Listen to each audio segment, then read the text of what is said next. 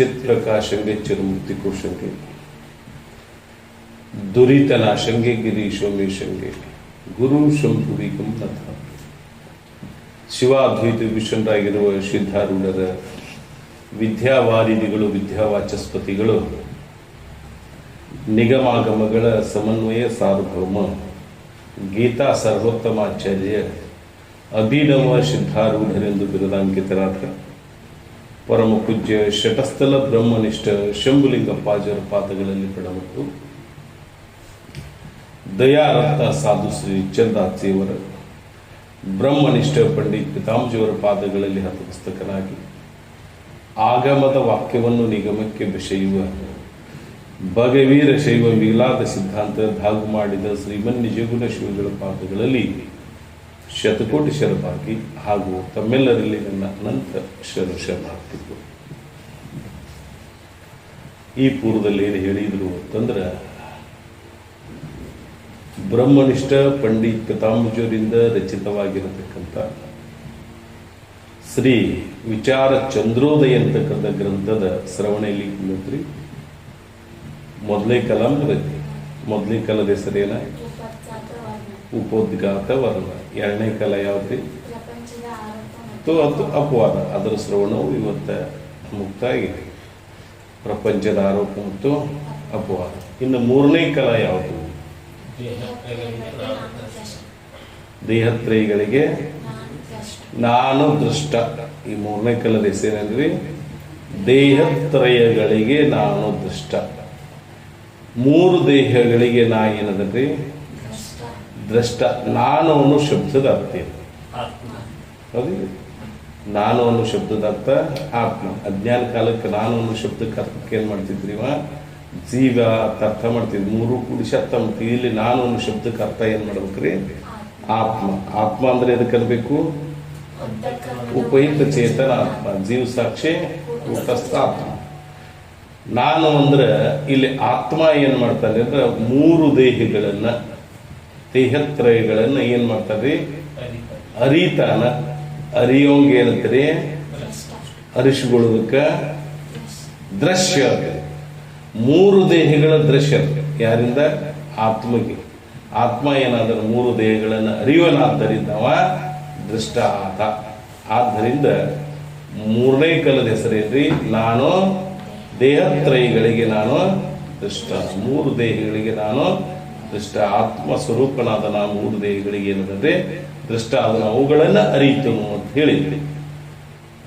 ಇಲ್ಲಿ ಮೊದಲೇ ಪ್ರಶ್ನೆ ಏನಂದ್ರೆ, ಈ ಮೂರನೇ ಕಲದಲ್ಲಿ ದೇಹತ್ರಯಗಳಾವು? ಹೌದಿಲ್ಲ? ಮೂರು ದೇಹಗಳಾವು. ದೇಹ ಅಂದ್ರೆ ಎದಕ್ಕೆ ಅನ್ಬೇಕು? ದಯಂ ಮಿತಿ ದೇಹ. ಯಾವ ದಹಿಸ್ತಾವ ಅವಕ್ಕೆ ಏನಾಗ್ಬೇಕ್ರೆ? ದೇಹ ಅನ್ಬೇಕು. ಇವು ಮೂರು ದೇಹಗಳೇನ ಹೆಸರೇ? ದಹಿಸ್ತಾವ. ಸ್ಥೂಲ ದೇಹ ಅಗ್ನಿಯಿಂದ ದಹಿಸ್ತೈತಿ. ಸೂಕ್ಷ್ಮ ದೇಹ ಅಂದ್ರೆ ಅಗ್ನಿಯಿಂದ ದಹಿಸ್ತೈತಿ ಅಲ್ರಿ?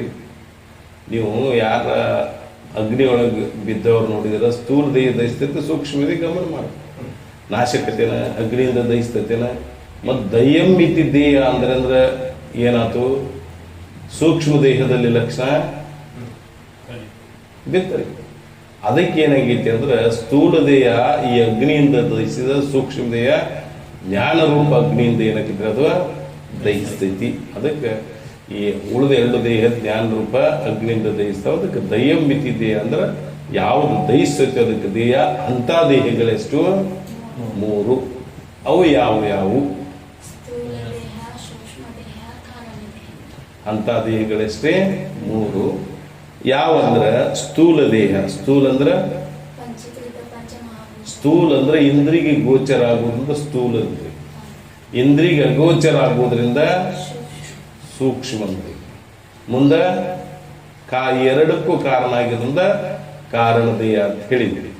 ಅದಕ್ಕೆ ಈ ಮೂರು ದೇಹಗಳು ಯಾವಂದ್ರೆ ಸ್ಥೂಲ, ಸೂಕ್ಷ್ಮ, ಕಾರಣ. ಸ್ಥೂಲ ದೇಹವೆಂದರೇನು?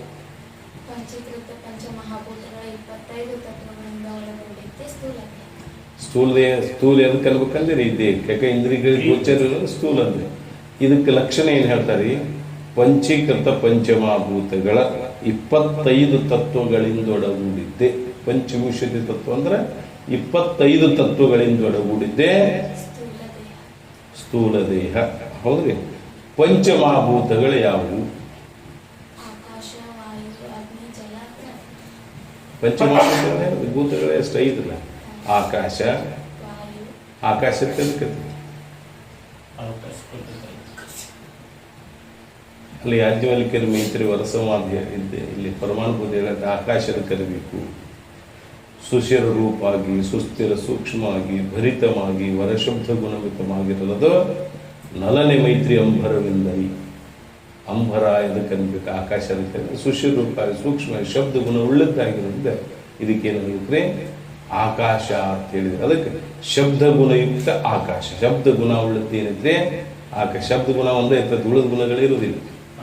ವಾಯು ಎತ್ತದಕ್ಕೆ ಅನ್ಬೇಕು, ಶಬ್ದ ಮತ್ತು ಸ್ಪರ್ಶ ಗುಣ ಉಳ್ಳದ್ದು ವಾಯು. ಶಬ್ದ ಮತ್ತು ಸ್ಪರ್ಶ ರೂಪ ಗುಣ ಉಳ್ಳದ್ದು ಯಾವ್ದಿರ್ತೈತಿ? ಅಗ್ನಿ. ಮುಂದೆ ಜಲ ಏನೈತಿ?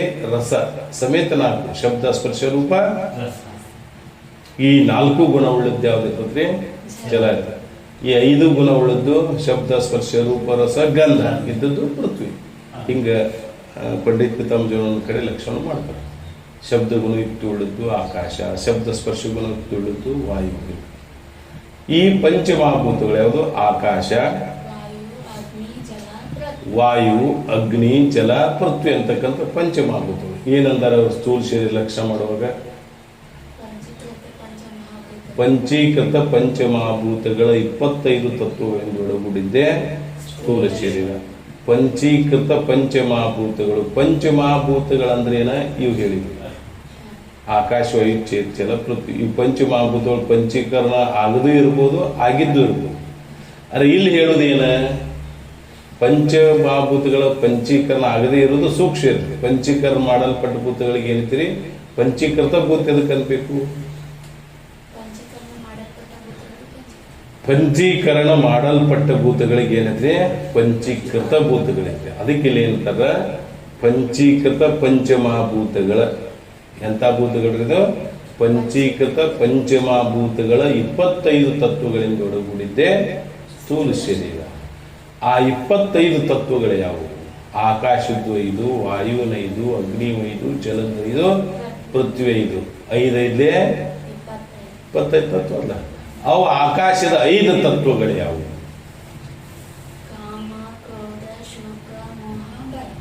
ಕಾಮ, ಕ್ರೋಧ, ಶೋಕ, ಮೋಹ, ಭಯ. ವಾಯುವಿನ 5 ಯಾವುವು? ಚಲನ, ವಲನ, ದಾಹನ, ಪ್ರಸಾರಣ, ಆಕುಂಚನ. ಅಗ್ನಿ 5 ಯಾವುವು? ಕ್ಷುಧ, ತೃಷ್ಯ, ಆಲಸ್ಯ, ನಿದ್ರಾ, ಕಾಂತಿ. ಜಲದ 5 ಯಾವುವು? ವೀರ್ಯ, ಲಾಲ, ರಸ, ಮೂತ್ರ, ಬೆವರು, ರುಧಿರ. ಬೆವರು ಅಂದ್ರೆ ಅಂತ ಶ್ವೇತ ಅಂದ್ರೆ. ಇವು 5 ಜಲದ ತತ್ವಗಳು. ಅಗ್ನಿಯ ಪಂಚತತ್ವಗಳು ಯಾವುವು? ಅಸ್ಥಿ, ನಾಡಿ, ತ್ವಚ, ರೋಮ. ಪೃಥ್ವಿಯ ಪಂಚತತ್ವಗಳು ಯಾವುವು ಅಂದ್ರೆ ಅಸ್ಥಿ, ನಾಡಿ, ತ್ವಚ, ರೋಮ, ಮಾಂಸ. ಹೌದು. ಈ ರೀತಿ ಈ 25 ತತ್ವಗಳಿಂದ ಒಳಗೂಡಿದ್ದ ಯಾವುದ್ರೆ ಸ್ಥೂಲ ಶರೀರ. ಹೌದಿಲ್ಲ? ಯಾವ? ಪಂಚೀಕೃತ ಪಂಚಮಹಾಭೂತಗಳ 25 ತತ್ವಗಳಿಂದ ಒಳಗೂಡಿದ್ದೆ ಸ್ಥೂಲ. ಯಾವ ಭೂತಗಳ? ಪಂಚೀಕರಣ ಮಾಡಲ್ಪಟ್ಟ ಭೂತಗಳ ಪಂಚೀಕೃತ ಭೂತ. ಈ 25 ತತ್ವಗಳಿಂದ ಒಳಗೂಡಿದ್ದಕ್ಕೆ ಏನಂತ ನಾವು ಸ್ಥೂಲ ಶರೀರ ಅಂತ ಹೇಳಿ. ಪಂಚೀಕರಣವೆಂದರೇನು? ಇಲ್ಲಿ ಕೇಳ್ತಾರೆ ಮತ್ತು ಏನು ಹೇಳ್ತಾರೆ ಅವರು? ಪಂಚೀಕರಣ ತೆರಕೈತಿರಿ.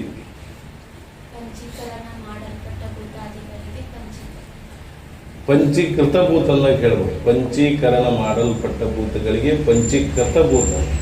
ಪಂಚೀಕರಣ ತೆರಕಂದ್ರು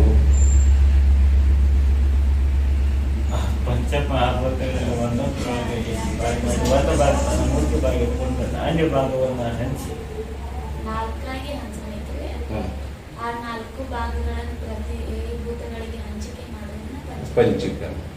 ಇದಕ್ಕೆ ನಿಜವಿಂಶಗಳು ಪರಮಾತ್ಮಗೀತೆಯಲ್ಲಿ ಒಂದು ಪದ್ಯವಿದೆ.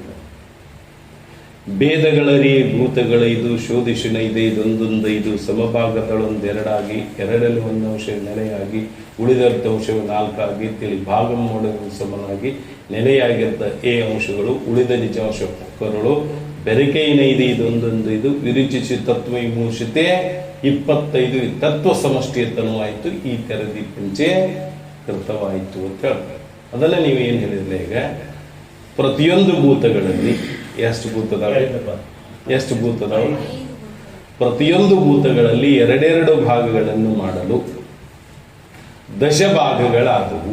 ಪ್ರತಿಯೊಂದು ಭೂತ ಅಂದ್ರೆ 5 ಭೂತದ ಅಂದ್ರೆ ಎರಡೆರಡು ಭಾಗ ಮಾಡಿದ್ರೆ ಅಂದ್ರೆ 5ರಾಗಿ ಎರಡೆರಡು ಮಾಡಿದ್ರೆ 5 2 10. ಎಷ್ಟು ಭಾಗ ಅದ್ರಲ್ಲಿ? 10 ಭಾಗ ಆಯ್ತು. ಅರ್ಧ ಭಾಗವನ್ನು ತನ್ನ ಭೂತದ ಅರ್ಧ ಭಾಗವನ್ನು ಹಾಗೆ ಇರಿಸಿ ಉಳಿದ ಅರ್ಧ ಭಾಗದಲ್ಲಿ 4 ಭಾಗನಾಗಿ ವಿಭಾಗಿಸಿ ತನ್ನ ಭೂತದಲ್ಲಿ ಕೂಡಿಸದೆ ಅನ್ಯ ಭೂತದಲ್ಲಿ ಕೂಡಿಸುವುದಕ್ಕೆ ಪಂಚೀಕರಣ ಎನ್ನುತ್ತಾರೆ. ಗೊತ್ತಲ್ಲ ಹೆಂಗಪ್ಪ ಅಂದ್ರೆ, ಈಗೊಂದು ಆಕಾಶ ಇತ್ತು, ಅದ್ರಾಗ ಏನ್ ಮಾಡಿದ್ರಿ? ಅರ್ಧ ಭಾಗ ಮಾಡಿದ್ರಿ. ಆಕಾಶದಾಗ ಏನ್ ಮಾಡಿದ್ರಿ? ಅರ್ಧ 2 ಭಾಗ ಮಾಡಿದ್ರಿ. ಒಂದು ಭಾಗ ಹಂಗೆ ಇಟ್ರಿ, ಇನ್ನೊಂದು ಅರ್ಧ ಭಾಗದಾಗ 4 ಭಾಗ ಮಾಡಿದ್ರಿ. ತನ್ನ ಭೂತದಲ್ಲಿ ಕೂಡಿಸಿದೆ ಅಂದ್ರೆ ಆಕಾಶದ 4 ಭಾಗ ಏನಲ್ಲ, ಆ ಭಾಗದಾಗ ಕೂಡಿಸೋಂಗೆ ಆಕಾಶ. ಅನ್ಯ ಭೂತಗಳು ಯಾವ ಉಳಿದು? ಆಕಾಶ ಬಿಟ್ಟರೆ 4 ಭೂತಗಳು.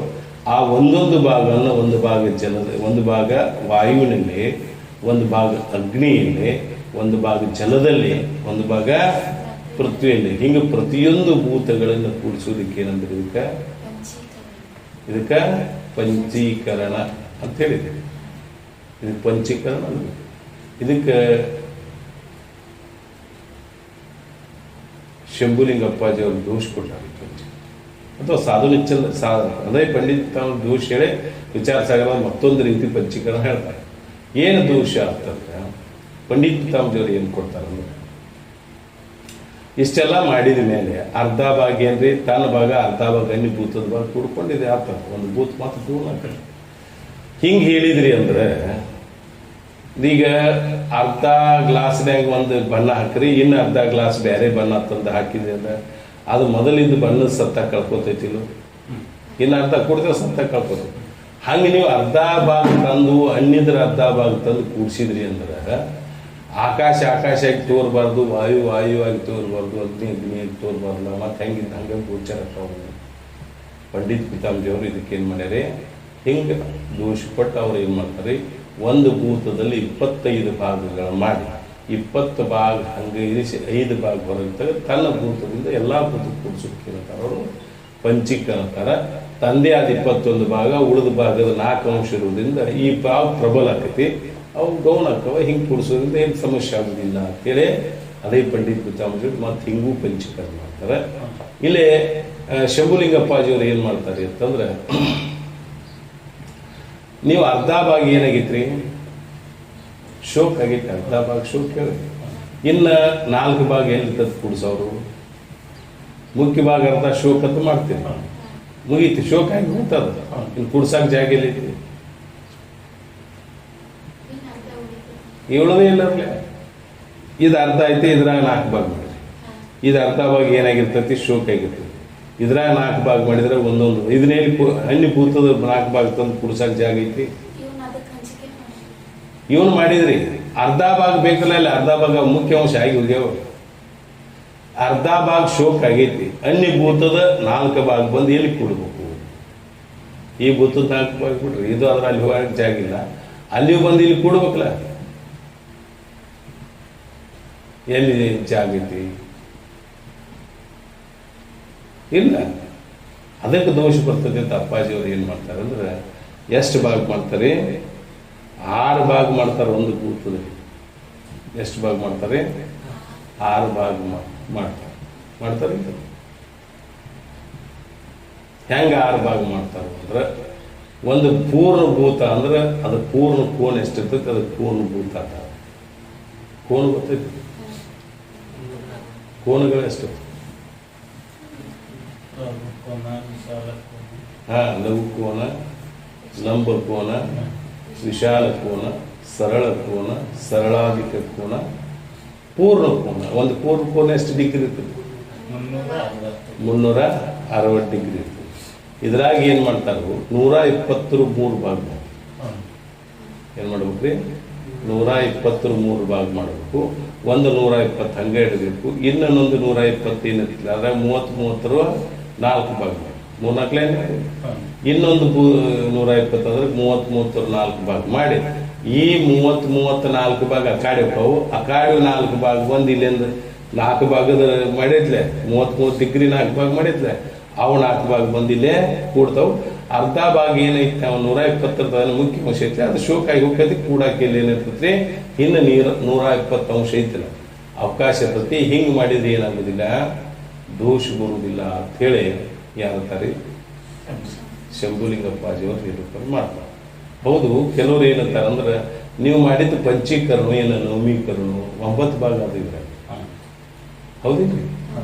120 ಆತ, 120 4 ಭಾಗ ಮಾಡ್ರಿ, 120 4 ಭಾಗ ಮಾಡ್ರಿ. ಇವು 4 ಭಾಗ ಕಡೆ ಹೋಗ್ತಾವ, ಆ 4 ಭಾಗ ಬಂದು ಈ 4 ಭಾಗ. ನಿಮ್ದೇನು ಪಂಚೀಕರಣ ಏನು ನವಮೀಕರಣ? ಅಪ್ಪಾಜಿಯವ್ರು ಕೇಳಿದ ಮೇಲೆ ಅಪ್ಪಾಜಿಯವ್ರು ಹೇಳಿದ್ರು ಈಗ 6 ಭಾಗ ಮಾಡ್ಯಾರ. ಇಲ್ಲಿ ಪಂಡಿತ್ ಪಿತಾಂಬಿಯವರು ಮತ್ತು ಅಲ್ಲಿ ಪಂಚೀಕರಣ ಮಾಡುವಾಗ 6 ಭಾಗ ಮಾಡಿ ಹೇಳ್ಯಾರ. ಮುಂದೆ ಸಾಧು ನಿಚ್ಚಲ್ದಾಸಗಳೊಳಗೆ ಅಲ್ಲಿ ಅವ್ರು ಅದು ಸಹಿತ ಏನು ಮಾಡ್ಯಾರ ಅಂದ್ರೆ 9 ಭಾಗ ಮಾಡ್ಯಾರ. ಮತ್ತು ಅವರು ಷಷ್ಠಮೀಕರಣ ಆದ್ರೆ ನಂದು ಏನಾಗಲಿ ನವಮೀಕರಣ ಆಗಲಿ. ಒಟ್ಟಾರೆ ಪಂಚಮಹಾಭೂತಗಳನ್ನ ವಿಲೀನ ಮಾಡೋದಕ್ಕೆ ನಾವು ಪಂಚೀಕರಣ ಅಂತ ಹೇಳಿ ಅಂತೀವಿ. ಇರಲಿ, ಈ ರೀತಿಯಾಗಿ ಏನಾಗೈತ್ರಿ ಅಂತಂದ್ರೆ ಇಲ್ಲಿ ಪ್ರತಿಯೊಂದು ಭೂತದಲ್ಲಿ ಅರ್ಧಾರ್ಧ ಭಾಗ ಮಾಡಿ ಉಳಿದ ಅರ್ಧ ಭಾಗ ಏನ್ ಮಾಡ್ಬೇಕ್ರಿ ಹಂಗೆ ಇಡಬೇಕು. ಆ ಅರ್ಧ ಭಾಗದಾಗ 4 ಭಾಗ ಮಾಡಿ ತನ್ನ ಭೂತದಲ್ಲಿ ಕೂಡಿಸದೆ ಅನ್ಯ ಭೂತದಲ್ಲಿ ಕೂಡಿಸೋದಕ್ಕೆ ಏನಂತಾರೆ ಇದು ಪಂಚೀಕರಣ ಅಂತ ಹೇಳಿದ್ರಿ. ಇಲ್ಲಿ ಪಂಚೀಕರಣ ಅಂತ ಹೇಳಿದ ಮೇಲೆ ಇದು ಈ ರೀತಿಯಾಗಿ ಹೆಂಗ್ ಮಾಡಿದ್ರಿ ಅನ್ನೋದನ್ನ ಅವ್ರು ಹೇಳ್ತಾರೆ. ಒಂದು ದೃಷ್ಟಾಂತ ಕೊಡ್ತಾರೆ, ಹೆಂಗಪ್ಪ ಈ ಪಂಚೀಕರಣ ಹೆಂಗ ಆತು ಅನ್ನೋದು ಒಂದು ದೃಷ್ಟಾಂತ. 5 ಜನ ಗೆಳೆಯರು ಎದಕ್ಕೆ ಹೋಗಿದ್ರಿ? ವನಭೋಜನಕ್ಕೆ ಹೋಗಿದ್ರು. ವನಭೋಜನ ಅಂದ್ರೆ ಹೇಳ್ತಿದ್ರೆ ಏನಾರ ಪದಾರ್ಥಗಳು ಕಟ್ಕೊಂಡು ಹೋದಾಗ ಅವ್ರು ಏನ್ ಮಾಡಿದ್ರು ಅಂದ್ರೆ 5 ಜನ ಗೆಳೆಯರು ವನಭೋಜನಕ್ಕೆ ಹೋದಾಗ 5 ತರಹದ ಹಣ್ಣುಗಳನ್ನು ತಗೊಂಡೋಗಿದ್ರು. ಒಬ್ಬ ಸೇಬು ಹಣ್ಣರ ತಗೋರಿ, ಒಬ್ಬ ಪೇರು ಹಣ್ಣರ ತಗೋರಿ, ಈಗ ಒಟ್ಟು ಏನಾರ ಹಿಂಗೆ ಇಟ್ಕೊಂಡು 5 ತರಹದ ಹಣ್ಣುಗಳನ್ನು ಕಟ್ಕೊಂಡು ಹೋಗಿದ್ರು. ಹೋಗಿ ಅವರಲ್ಲಿ ತಿನ್ನು ಕಾಲಕ್ಕೆ ಹೆಂಗ್ ಮಾಡಿದ್ರು ಅಂದ್ರೆ ಎಲ್ಲರೂ ಕುಳಿತ ಪ್ರತಿಯೊಂದು ತಾವು ತಂದ ಹಣ್ಣಿನ ಅರ್ಧ ಭಾಗ ಮಾಡಿದ್ರು, ಅರ್ಧ ಭಾಗ ತಮ್ಮಗಿಟ್ಟುಕೊಂಡ್ರು. ಇನ್ನು ಅರ್ಧ ಭಾಗದಾಗ ಏನ್ ಮಾಡಿದ್ರೆ 4 ಭಾಗ ಮಾಡಿದ್ರು. ಆ 4 ಭಾಗ ಮಾಡಿದ್ದು ಉಳಿದವ್ರ ಗೆಳೆಯರು ಎಷ್ಟು ಬಂದಿದ್ರು? ಅವನು ಬಿಟ್ರೆ 4 ಜನ ಅಲ್ಲ, ಅವನು ಹಿಡಿದ್ರೆ 5 ಜನ, ಅವನಿಗೆ ಅರ್ಧ ಇಟ್ಕೊಂಡನ. ಉಳಿದದ್ 4 ಭಾಗ ಏನ್ ಮಾಡಿದ ತನ್ನ ಬಿಟ್ಟು ಉಳಿದ ಗೆಳೆಯರು ಎಲ್ಲರಿಗೆ ಹಂಚಿದ. ಈ ರೀತಿ ಪ್ರತಿಯೊಬ್ಬರು ಮಾಡುವುದರಿಂದ ಏನಾದ್ರಿ ಅದ ಹಂಚಿಕೊಂಡ್ತಿರಲಿಲ್ಲ. ತಾಂಬದಾದ ಅರ್ಧ ಭಾಗ ಉಳಿದು 4 ಭಾಗ ಬಂದು ಪೂರ್ಣ ಒಂದು ಹಣ್ಣಿನ ಪ್ರಮಾಣ ಕರೆಕ್ಟ್ ಆದ್ಲ. ಅದಕ್ಕೆ ಏನಂದ್ರೆ ಇದಕ್ಕೆ ಪಂಚೀಕರಣ ಅಂತ ದೃಷ್ಟಾಂತ ಕೊಡ್ತಾರೆ. ಅಥವಾ ಹಿಂಗೆ ತಿಳ್ಕೊರಿ, 5 ಮಂದಿ ಗೆಳೆಯರು ಏನ್ ಮಾಡಿದ್ರಿ ವನಭೋಜನಕ್ಕೆ ಹೋಗಿದ್ರು. ಅವ್ರು 5 ತರ ರೊಟ್ಟಿ ಮಾಡ್ಕೊಂಡಿದ್ರು. ಒಂದು ರಾಗಿ ರೊಟ್ಟಿ, ಒಂದು ಒಂದು ಒಂದು ಸಜ್ಜಿ ರೊಟ್ಟಿ, ಇನ್ನೊಂದು ಅಕ್ಕಿ ರೊಟ್ಟಿ ಅಂತ ಗೋಧಿ ಚಪಾತಿ. ಅವ್ರು ಏನಾದ್ರೆ ಅಂದ್ರೆ ತಾವು ತಿನ್ನೋ ಕಾಲಕ್ಕಲ್ಲಿ ಏನ್ ಮಾಡಿದ್ರಿ ಪ್ರತಿಯೊಂದು ರೊಟ್ಟಿ ಒಳಗೆ ಏನ್ ಮಾಡಿದ್ರಿ 2 ಭಾಗ ಮಾಡಿದ್ರು. ಅರ್ಧ ತಮಗೆ ಇಟ್ಕೊಂಡ್ರು. ಇನ್ನು ಅರ್ಧ ರೊಟ್ಟಿ ಒಳಗೆ ಏನ್ ಮಾಡಿದ್ರಿ 4 ಭಾಗ ಮಾಡಿದ್ರು. ಅವನು 4 ಗೆಳೆಯರಿಗೆ ಹಂಚಿದ್ರಲ್ಲ. ಹಂಚಿಕೊಂಡು ಮೊದಲು ಎಷ್ಟು ರೊಟ್ಟಿ ಪ್ರಮಾಣ ಇತ್ತು ಪುನಃ ಅಟ್ಟ ಪ್ರಮಾಣ ಆಗ್ತದೆ. ತಂದ ಅರ್ಧ ಭಾಗ ಅನ್ಯದ್ರ ಅರ್ಧ ಭಾಗ ಬಂದು ಮತ್ತೆ ಅದು ಏನೊಂದು ರೊಟ್ಟಿ ಪ್ರಮಾಣ ಇತ್ತು ಅದು ರೊಟ್ಟಿ ಪ್ರಮಾಣ ಸರಿ ಇರಲಿ. ಇದಕ್ಕೇನು ಹಿಂಗೆ ಕೂಡೋದಕ್ಕೆ ಏನಂತೀವಿ ನಾವು ಪಂಚೀಕರಣ ಅಂತ ದೃಷ್ಟಾಂತ ಹೇಳ್ಬೋದು. ಈ ರೀತಿಯಾಗಿ ಏನಾಗೈತೆ ಅಂದ್ರೆ ಈ ಪಂಚವಿಂಶತಿ ತತ್ವಗಳನ್ನ ಕೂಡಿಸೋದಕ್ಕೆ ಏನಂದ್ರೆ ತಂದ ಅರ್ಧ ಭಾಗ ಅನ್ಯಭೂತದ 4 ಭಾಗ ಬಂದು ಕೂಡುವುದಕ್ಕೆ ನಾವು ಏನಂತೀವಿ ಪಂಚೀಕರಣ ಅಂತ ಹೇಳಿದ್ವಿ. ಹೆಂಗ ಅಂದ್ರೆ ಹೇಳ್ತಾರೆ ಸಿದ್ಧಾಂತಕ್ಕೆ ಹೋಲಿಸ್ಕೊಳ್ತಾರೆ. ಆಕಾಶದಾಗ ಎಷ್ಟು ಭಾಗ ಮಾಡ್ಬೇಕ್ರಿ? ಅರ್ಧ ಭಾಗ ಮಾಡಬೇಕು. 2 ಭಾಗ ಮಾಡಿದ್ರಿ. ಅರ್ಧ ಭಾಗ ಆಕಾಶದಾಗ ಅರ್ಧ ಭಾಗ ಮಾಡಬೇಕು, ಅರ್ಧ ಭಾಗ ಕಲ್ಪನಾ ಮಾಡ್ಕೋಬೇಕು. ಮತ್ತೆ ಆಕಾಶದ ನೀವು ಹೊಡೆದ ಅರ್ಧ ಭಾಗ ಹೆಂಗ್ ಮಾಡೋದು? ಕಲ್ಪಿಸಬೇಕು ಅಂತ ಕಲ್ಪನಾ ಮಾಡ್ಕೋದಿರ್ತಾರೆ. ಆಕಾಶದ ಅರ್ಧ ಕಲ್ಪಿಸಿ ಏನ್ ಮಾಡಿದ್ರು ಅರ್ಧ ಭಾಗ ಹಂಗೆ ಇಟ್ರಿ. ಇನ್ನು ಅರ್ಧ ಭಾಗ ಏನ್ ಮಾಡಿದ್ರಿ ಆಕಾಶದ 4 ಭಾಗಗಳನ್ನ 4 ಭಾಗ ಮಾಡಿದ್ರಿ. 1 ಭಾಗ ಎದ್ರಾಗ ಕೂಡಿಸಿದ್ರಿ ವಾಯುವಿನಲ್ಲಿ, 2ನೇದ್ದು ಅಗ್ನಿಯಲ್ಲಿ, 3ನೇದ್ದು ಜಲದಲ್ಲಿ, 4ನೇದ್ದು ಇನ್ನ ವಾಯುವಿನಲ್ಲಿ 2 ಭಾಗ ಮಾಡಿದ್ರಿ. ಅರ್ಧ ಭಾಗ ಹಂಗೆ ಇಟ್ರಿ. ಇನ್ನು ಅರ್ಧ ಭಾಗ ಏನ್ ಮಾಡಿದ್ರಿ 1 ಭಾಗ ಆಕಾಶದಲ್ಲಿ, 1 ಭಾಗ ಅಗ್ನಿಯಲ್ಲಿ, 1 ಭಾಗ ಜಲದಲ್ಲಿ ಒಂದು ಮೇಲೆ ಒಂದು ಭಾಗ ಪೃಥ್ವಿಯಲ್ಲಿ. ಇನ್ನು ಅಗ್ನಿ ಬರಲಿ 2 ಭಾಗ ಮಾಡಿದ್ರಿ, ಅರ್ಧ ಭಾಗ ಹಂಗೆ ಇಟ್ರಿ, ಇನ್ನು ಅರ್ಧ ಭಾಗದಾಗ 4 ಭಾಗ ಮಾಡಿ, ಒಂದು ಭಾಗ ಆಕಾಶದಾಗ, ಒಂದು ಭಾಗ ವಾಯುವಿನಲ್ಲಿ, ಒಂದು ಭಾಗ ಜಲದಲ್ಲಿ, ಒಂದು ಭಾಗ ಪೃಥ್ವಿಯಲ್ಲಿ. ಜಲದಲ್ಲಿ ಅರ್ಧ ಭಾಗ ಮಾಡಿದ್ರಿ, ಅರ್ಧ ಹಂಗೆ ಇಟ್ರಿ, ಇನ್ನು ಅರ್ಧದಾಗ 4 ಭಾಗ ಮಾಡಿ, ಒಂದು ಭಾಗ ಆಕಾಶ, ಒಂದು ಭಾಗ ವಾಯು, ಒಂದು ಭಾಗ ಅಗ್ನಿ, ಒಂದು ಭಾಗ ಪೃಥ್ವಿಯಲ್ಲಿ. ಇನ್ನು ಪೃಥ್ವಿಯಲ್ಲಿ ಏನು ಮಾಡಿದ್ರಿ, 2 ಭಾಗ ಮಾಡಿದ್ರಿ, ಅರ್ಧ ಭಾಗ ಹಂಗೆ ಇಟ್ರಿ, ಇನ್ನು ಅರ್ಧ ಭಾಗ ಏನಾತ್ರಿ, ಆ ಆಕಾಶದಲ್ಲಿ ಒಂದು ಭಾಗ, ವಾಯುವಿನಲ್ಲಿ ಒಂದು ಭಾಗ, ಅಗ್ನಿಯಲ್ಲಿ ಒಂದು ಭಾಗ, ಜಲದಲ್ಲೇ ಒಂದು ಭಾಗ. ಈ ರೀತಿ ಕೂಡಿಸೋದಕ್ಕೆ ಏನಂದ್ರಿ, ಭೂತಗಳ ಪಂಚೀಕರಣ ಹೇಳಿದ್ವಿ. ಈ ರೀತಿ ಏನು ಮಾಡಿದ್ರು, ಪಂಚವಿಂಶ ತತ್ವಗಳು ಈ ಪಂಚೀಕರಣ ಪರಸ್ಪರ ಕೂಡಿದ್ವು ಅಂದ್ರೆ ಎಷ್ಟು ತತ್ವ ಅದು ಅಂದ್ರೆ ಇವು 25. ತನ್ನ ಭೂತದ ಅರ್ಧ ಭಾಗ, ಅನ್ಯ ಭೂತದ 4 ಭಾಗ, ಒಂದು ಭೂತದಾಗ 5, 5 ಪ್ರತಿಯೊಂದರಲ್ಲಿ ಪಂಚವಿಂಶತಿ ತತ್ವಗಳಾದ. ಈ ಪಂಚವಿಂಶತಿ ತತ್ವಗಳು ಹೇಗೆ ಆದವು ಅಂದಾಗ ತನ್ನ ಭೂತದ ಅರ್ಧ, ಇನ್ನು ಅನ್ಯ ಭೂತದ 4 ಬಂದು ಕೂಡ್ಕೊಂಡು ಪಂಚವಿಂಶತಿ ತತ್ವಗಳಾದ. ಈ ಸ್ಥೂಲ ದೇಹದಲ್ಲಿ ಈ ತತ್ವಗಳು ಹೇಗೆ ಇರುತ್ತವೆ? ಈ ಸ್ಥೂಲ ದೇಹದಲ್ಲಿ ಈ ಪಂಚವಿಂಶತಿ ತತ್ವಗಳು ಹೆಂಗದಾವ, ಹೆಂಗೆ ತೋರ್ತಾವ? ಯಾಕೆ ಸ್ಥೂಲ ದೇಹದಾಗ ಯಾಕೆ ತೋರ್ತಾವ್ತಾರೆ ಹೇಳಿ, ಹೆಂಗದಾವತ್ತ ಯಾಕೆ ಕೇಳಿದ್ರಿ? ಸ್ಥೂಲ ದೇಹ ಅದರಿಂದ ಆಗೈತ್ರಿ ಈ 25 ತತ್ವಗಳಿಂದ ಆದ ಪಂಚೀಕೃತ ಪಂಚಮಹಾಭೂತಗಳ ಇವುಗಳಿಂದ ಸ್ಥೂಲ ದೇಹ ಆಗೈತಿ. ಆ 25 ತತ್ವಗಳು ಎಲ್ಲಿದಾವ ಅಂದಂಗ ಅಥವಾ ಪಂಚಭೂತದಲ್ಲಿದಾವ. ಅವು ಪಂಚಭೂತದ ಕಾರ್ಯರೂಪವಾಗಿರೋದ್ರಿಂದ ಸ್ಥೂಲ ಶರೀರ. ಆ 25 ತತ್ವಗಳು ಇಲ್ಲಿ ಹೆಂಗೆ ತೋರ್ತಾವ, ಇಲ್ಲಿ ಹೆಂಗೆ ಪ್ರಕಟಕ್ಕವತ್ತ? ಹೆಂಗೆ ಅಂದ್ರೆ ಮಣ್ಣಿನ ಗುಣಧರ್ಮಗಳ ಘಟದಲ್ಲಿ ಹೆಂಗೆ ಪ್ರತೀತಿ ಅಕ್ಕವೋ, ಕಾರಣದಲ್ಲಿದ್ದು ಕಾರ್ಯದಲ್ಲಿ ಹೆಂಗೆ ಗುಣಧರ್ಮಗಳ ಪ್ರಕಟ ಅಕ್ಕವೋ, ಆ ಭೂತಗಳಿಂದ ಸ್ಥೂಲ ಶರೀರ ಉತ್ಪತ್ತಿ ಆಗಿದ್ದ ಆ ಪಂಚವಿಂಶ ತತ್ವ ಇಲ್ಲಿ ಹೆಂಗೆ ತೋರ್ತಾವ, ಹೆಂಗೆ ಅದಾವ ಅನ್ನೋ ಮಾತನ್ನು ಏನು ಮಾಡಿದ್ರಿ ಅವರು ಪ್ರಶ್ನೆ ಕೇಳಿದ್ರು. ಅದಕ್ಕೆ ಆಕಾಶದ 5 ತತ್ವ ಯಾವುದೇ? ಹೌದಿಲ್ಲ? ಕಾಮ, ಕ್ರೋಧ, ಹೌದು. ಆಕಾಶದ ಮುಖ್ಯ ತತ್ವ ಯಾವುದು? ಆಕಾಶದ ಮುಖ್ಯ ತತ್ವ ಯಾವುದು? ಶೋಕ. ಆಕಾಶದ ಮುಖ್ಯ ತತ್ವ ಏನಾದ್ರಿ? ಶೋಕ ಆತು. ಶೋಕ ಯಾಕೈತಿ? ದುಃಖ ಉಂಟಾದಾಗ ಶರೀರ ಶೂನ್ಯ ಆಕೈತಿ, ಆಕಾಶದ್ರು ಶೂನ್ಯ. ಇನ್ನ ವಾಯುವಿನ ಒಂದು ಭಾಗ ಬಂದು ಕೂಡ್ಕೊಂಡು ಆಕಾಶದಾಗ ಕೂಡ್ಕೊಂಡು ಏನಂತ್ರಿ? ಕಾಮ ಆತು. ಕಾಮ ಯಾಕಾತ್ರಿ? ಕಾಮ ಹೆಂಗೈತ್ರಿ ಇದು? ಕಾಮ ಚಂಚಲ ಉಳಿತೈತಿ. ಆಕಾಶ ಆದ್ರೂ ಸಹಿತ ಚಂಚಲ ಉಳಿತೈತಿ. ಅದಕ್ಕೇನೆ ಆಕಾಶದ ಭಾಗ ಬಂದು ಕೂಡ ಹಿಂಗೆ ಪ್ರಕಟ ಆತು. ಇನ್ನು ಆಕಾಶದಾಗ ಅಗ್ನಿ ಭಾಗ ಬಂದು ಕೂಡ್ಕೊಂಡು ಏನಾತ್ರಿ? ಕ್ರೋಧ ಆತು. ಆಕಾಶದಾಗ ಅಗ್ನಿ ಭಾಗ ಬಂದು ಕೂಡ್ಕೊಂಡು ಏನಾತ್ರಿ? ಕ್ರೋಧ ಆತು. ಯಾಕೆ ಕ್ರೋಧ ಆತು? ಅಗ್ನಿ ಸ್ವಭಾವ ಏನು? ಶಾಖ ಉಳಿದು, ಉಷ್ಣ ಉಳಿದು. ಕ್ರೋಧ ಉಂಟಾದಾಗ ಅವನ ಶರೀರ ಏನಾಗಿರ್ತೈತಿ? ಬಿಸಿ ಆಗಿರ್ತೈತಿ, ಉಷ್ಣ ಹೋಗ್ತೈತಿ. ಅದಕ್ಕೆ ಅಗ್ನಿ ಭಾಗ ಬಂದು ಆಕಾಶದಾಗ ಕೂಡ್ಕೊಂಡು ಕ್ರೋಧ ಆತು. ಇನ್ನ ಜಲದ ಭಾಗ ಬಂದು ಅಗ್ನಿ ಆಕಾಶದಲ್ಲಿ ಕೂಡ ಏನಾತ್ರಿ? ಮೋಹ ಆತು. ಮೋಹ ಆದ್ರೂ ಸಹ ಪುತ್ರಾದಿಗಳಲ್ಲಿ ಪಸರಿಸ್ತೇನೆ. ಮೋಹ ತಿರ್ಕತೈತಿ. ತದನ್ಯ ಧಾರಾಧನ ಪುತ್ರ ಪಶು ದಾಸ ದಾಸ ನನ್ನದೆಂದು ಅಭಿಮಾನ ಮೋಹ. ಕಾಮ ಅಂದ್ರ ಯಾವುದೇ ಒಂದು ವಿಷಯದಲ್ಲಿ ಭೋಗದ ಉತ್ಕಟ ಇಚ್ಛೆಗೆ ಕಾಮ. ಹೌದು. ಇಲ್ಲಿ ಮೋಹ ಅಂದ್ರ ತದನ್ಯ ಧಾರಾಧನ ಪುತ್ರ ಪಶು ದಾಸ ದಾಸ ನನ್ನದೆಂದು ಅಭಿಮಾನ. ಪುತ್ರಾದಿಗಳಲ್ಲಿ ಪಸರಿಸಿ, ಜಲವಾದ್ರೂ ಪಸರಿಸು ಸ್ವಭಾವ ಇರ್ತೈತಿ. ಆದ್ದರಿಂದ ಜಲದ ಭಾಗ ಬಂದು ಕೂಡ್ಕೊಂಡು ಏನಾಗೈತ್ರಿ? ಮೋಹ ಆಗೈತಿ. ಇನ್ನ ಪೃಥ್ವಿ ಭಾಗ ಬಂದು ಕೂಡ್ಕೊಂಡು ಏನಾತ್ರಿ? ಭಯ ಆತು. ಭಯ ಅಂದ್ರೆ ಏನು? ಅಂಜಿಕೆ ಹೇಳ್ತೀವಿ, ಅಂಜುದು ಹೇಳ್ತೀವಿ. ಭಯ ಅಂದ್ರೆ ಅಂಜಿಕೆ. ಅದಕ್ಕೇನು? ಆಗಾಮಿ ದುಃಖ ಅನುಸಂಧಾನ ಮನೋದ್ವೇಗ. ದುಃಖ ಬರ್ತತೆ ಅಂತೇಳಿ ಅನ್ಸೋದು, ಭಯ ಆಗೋದು.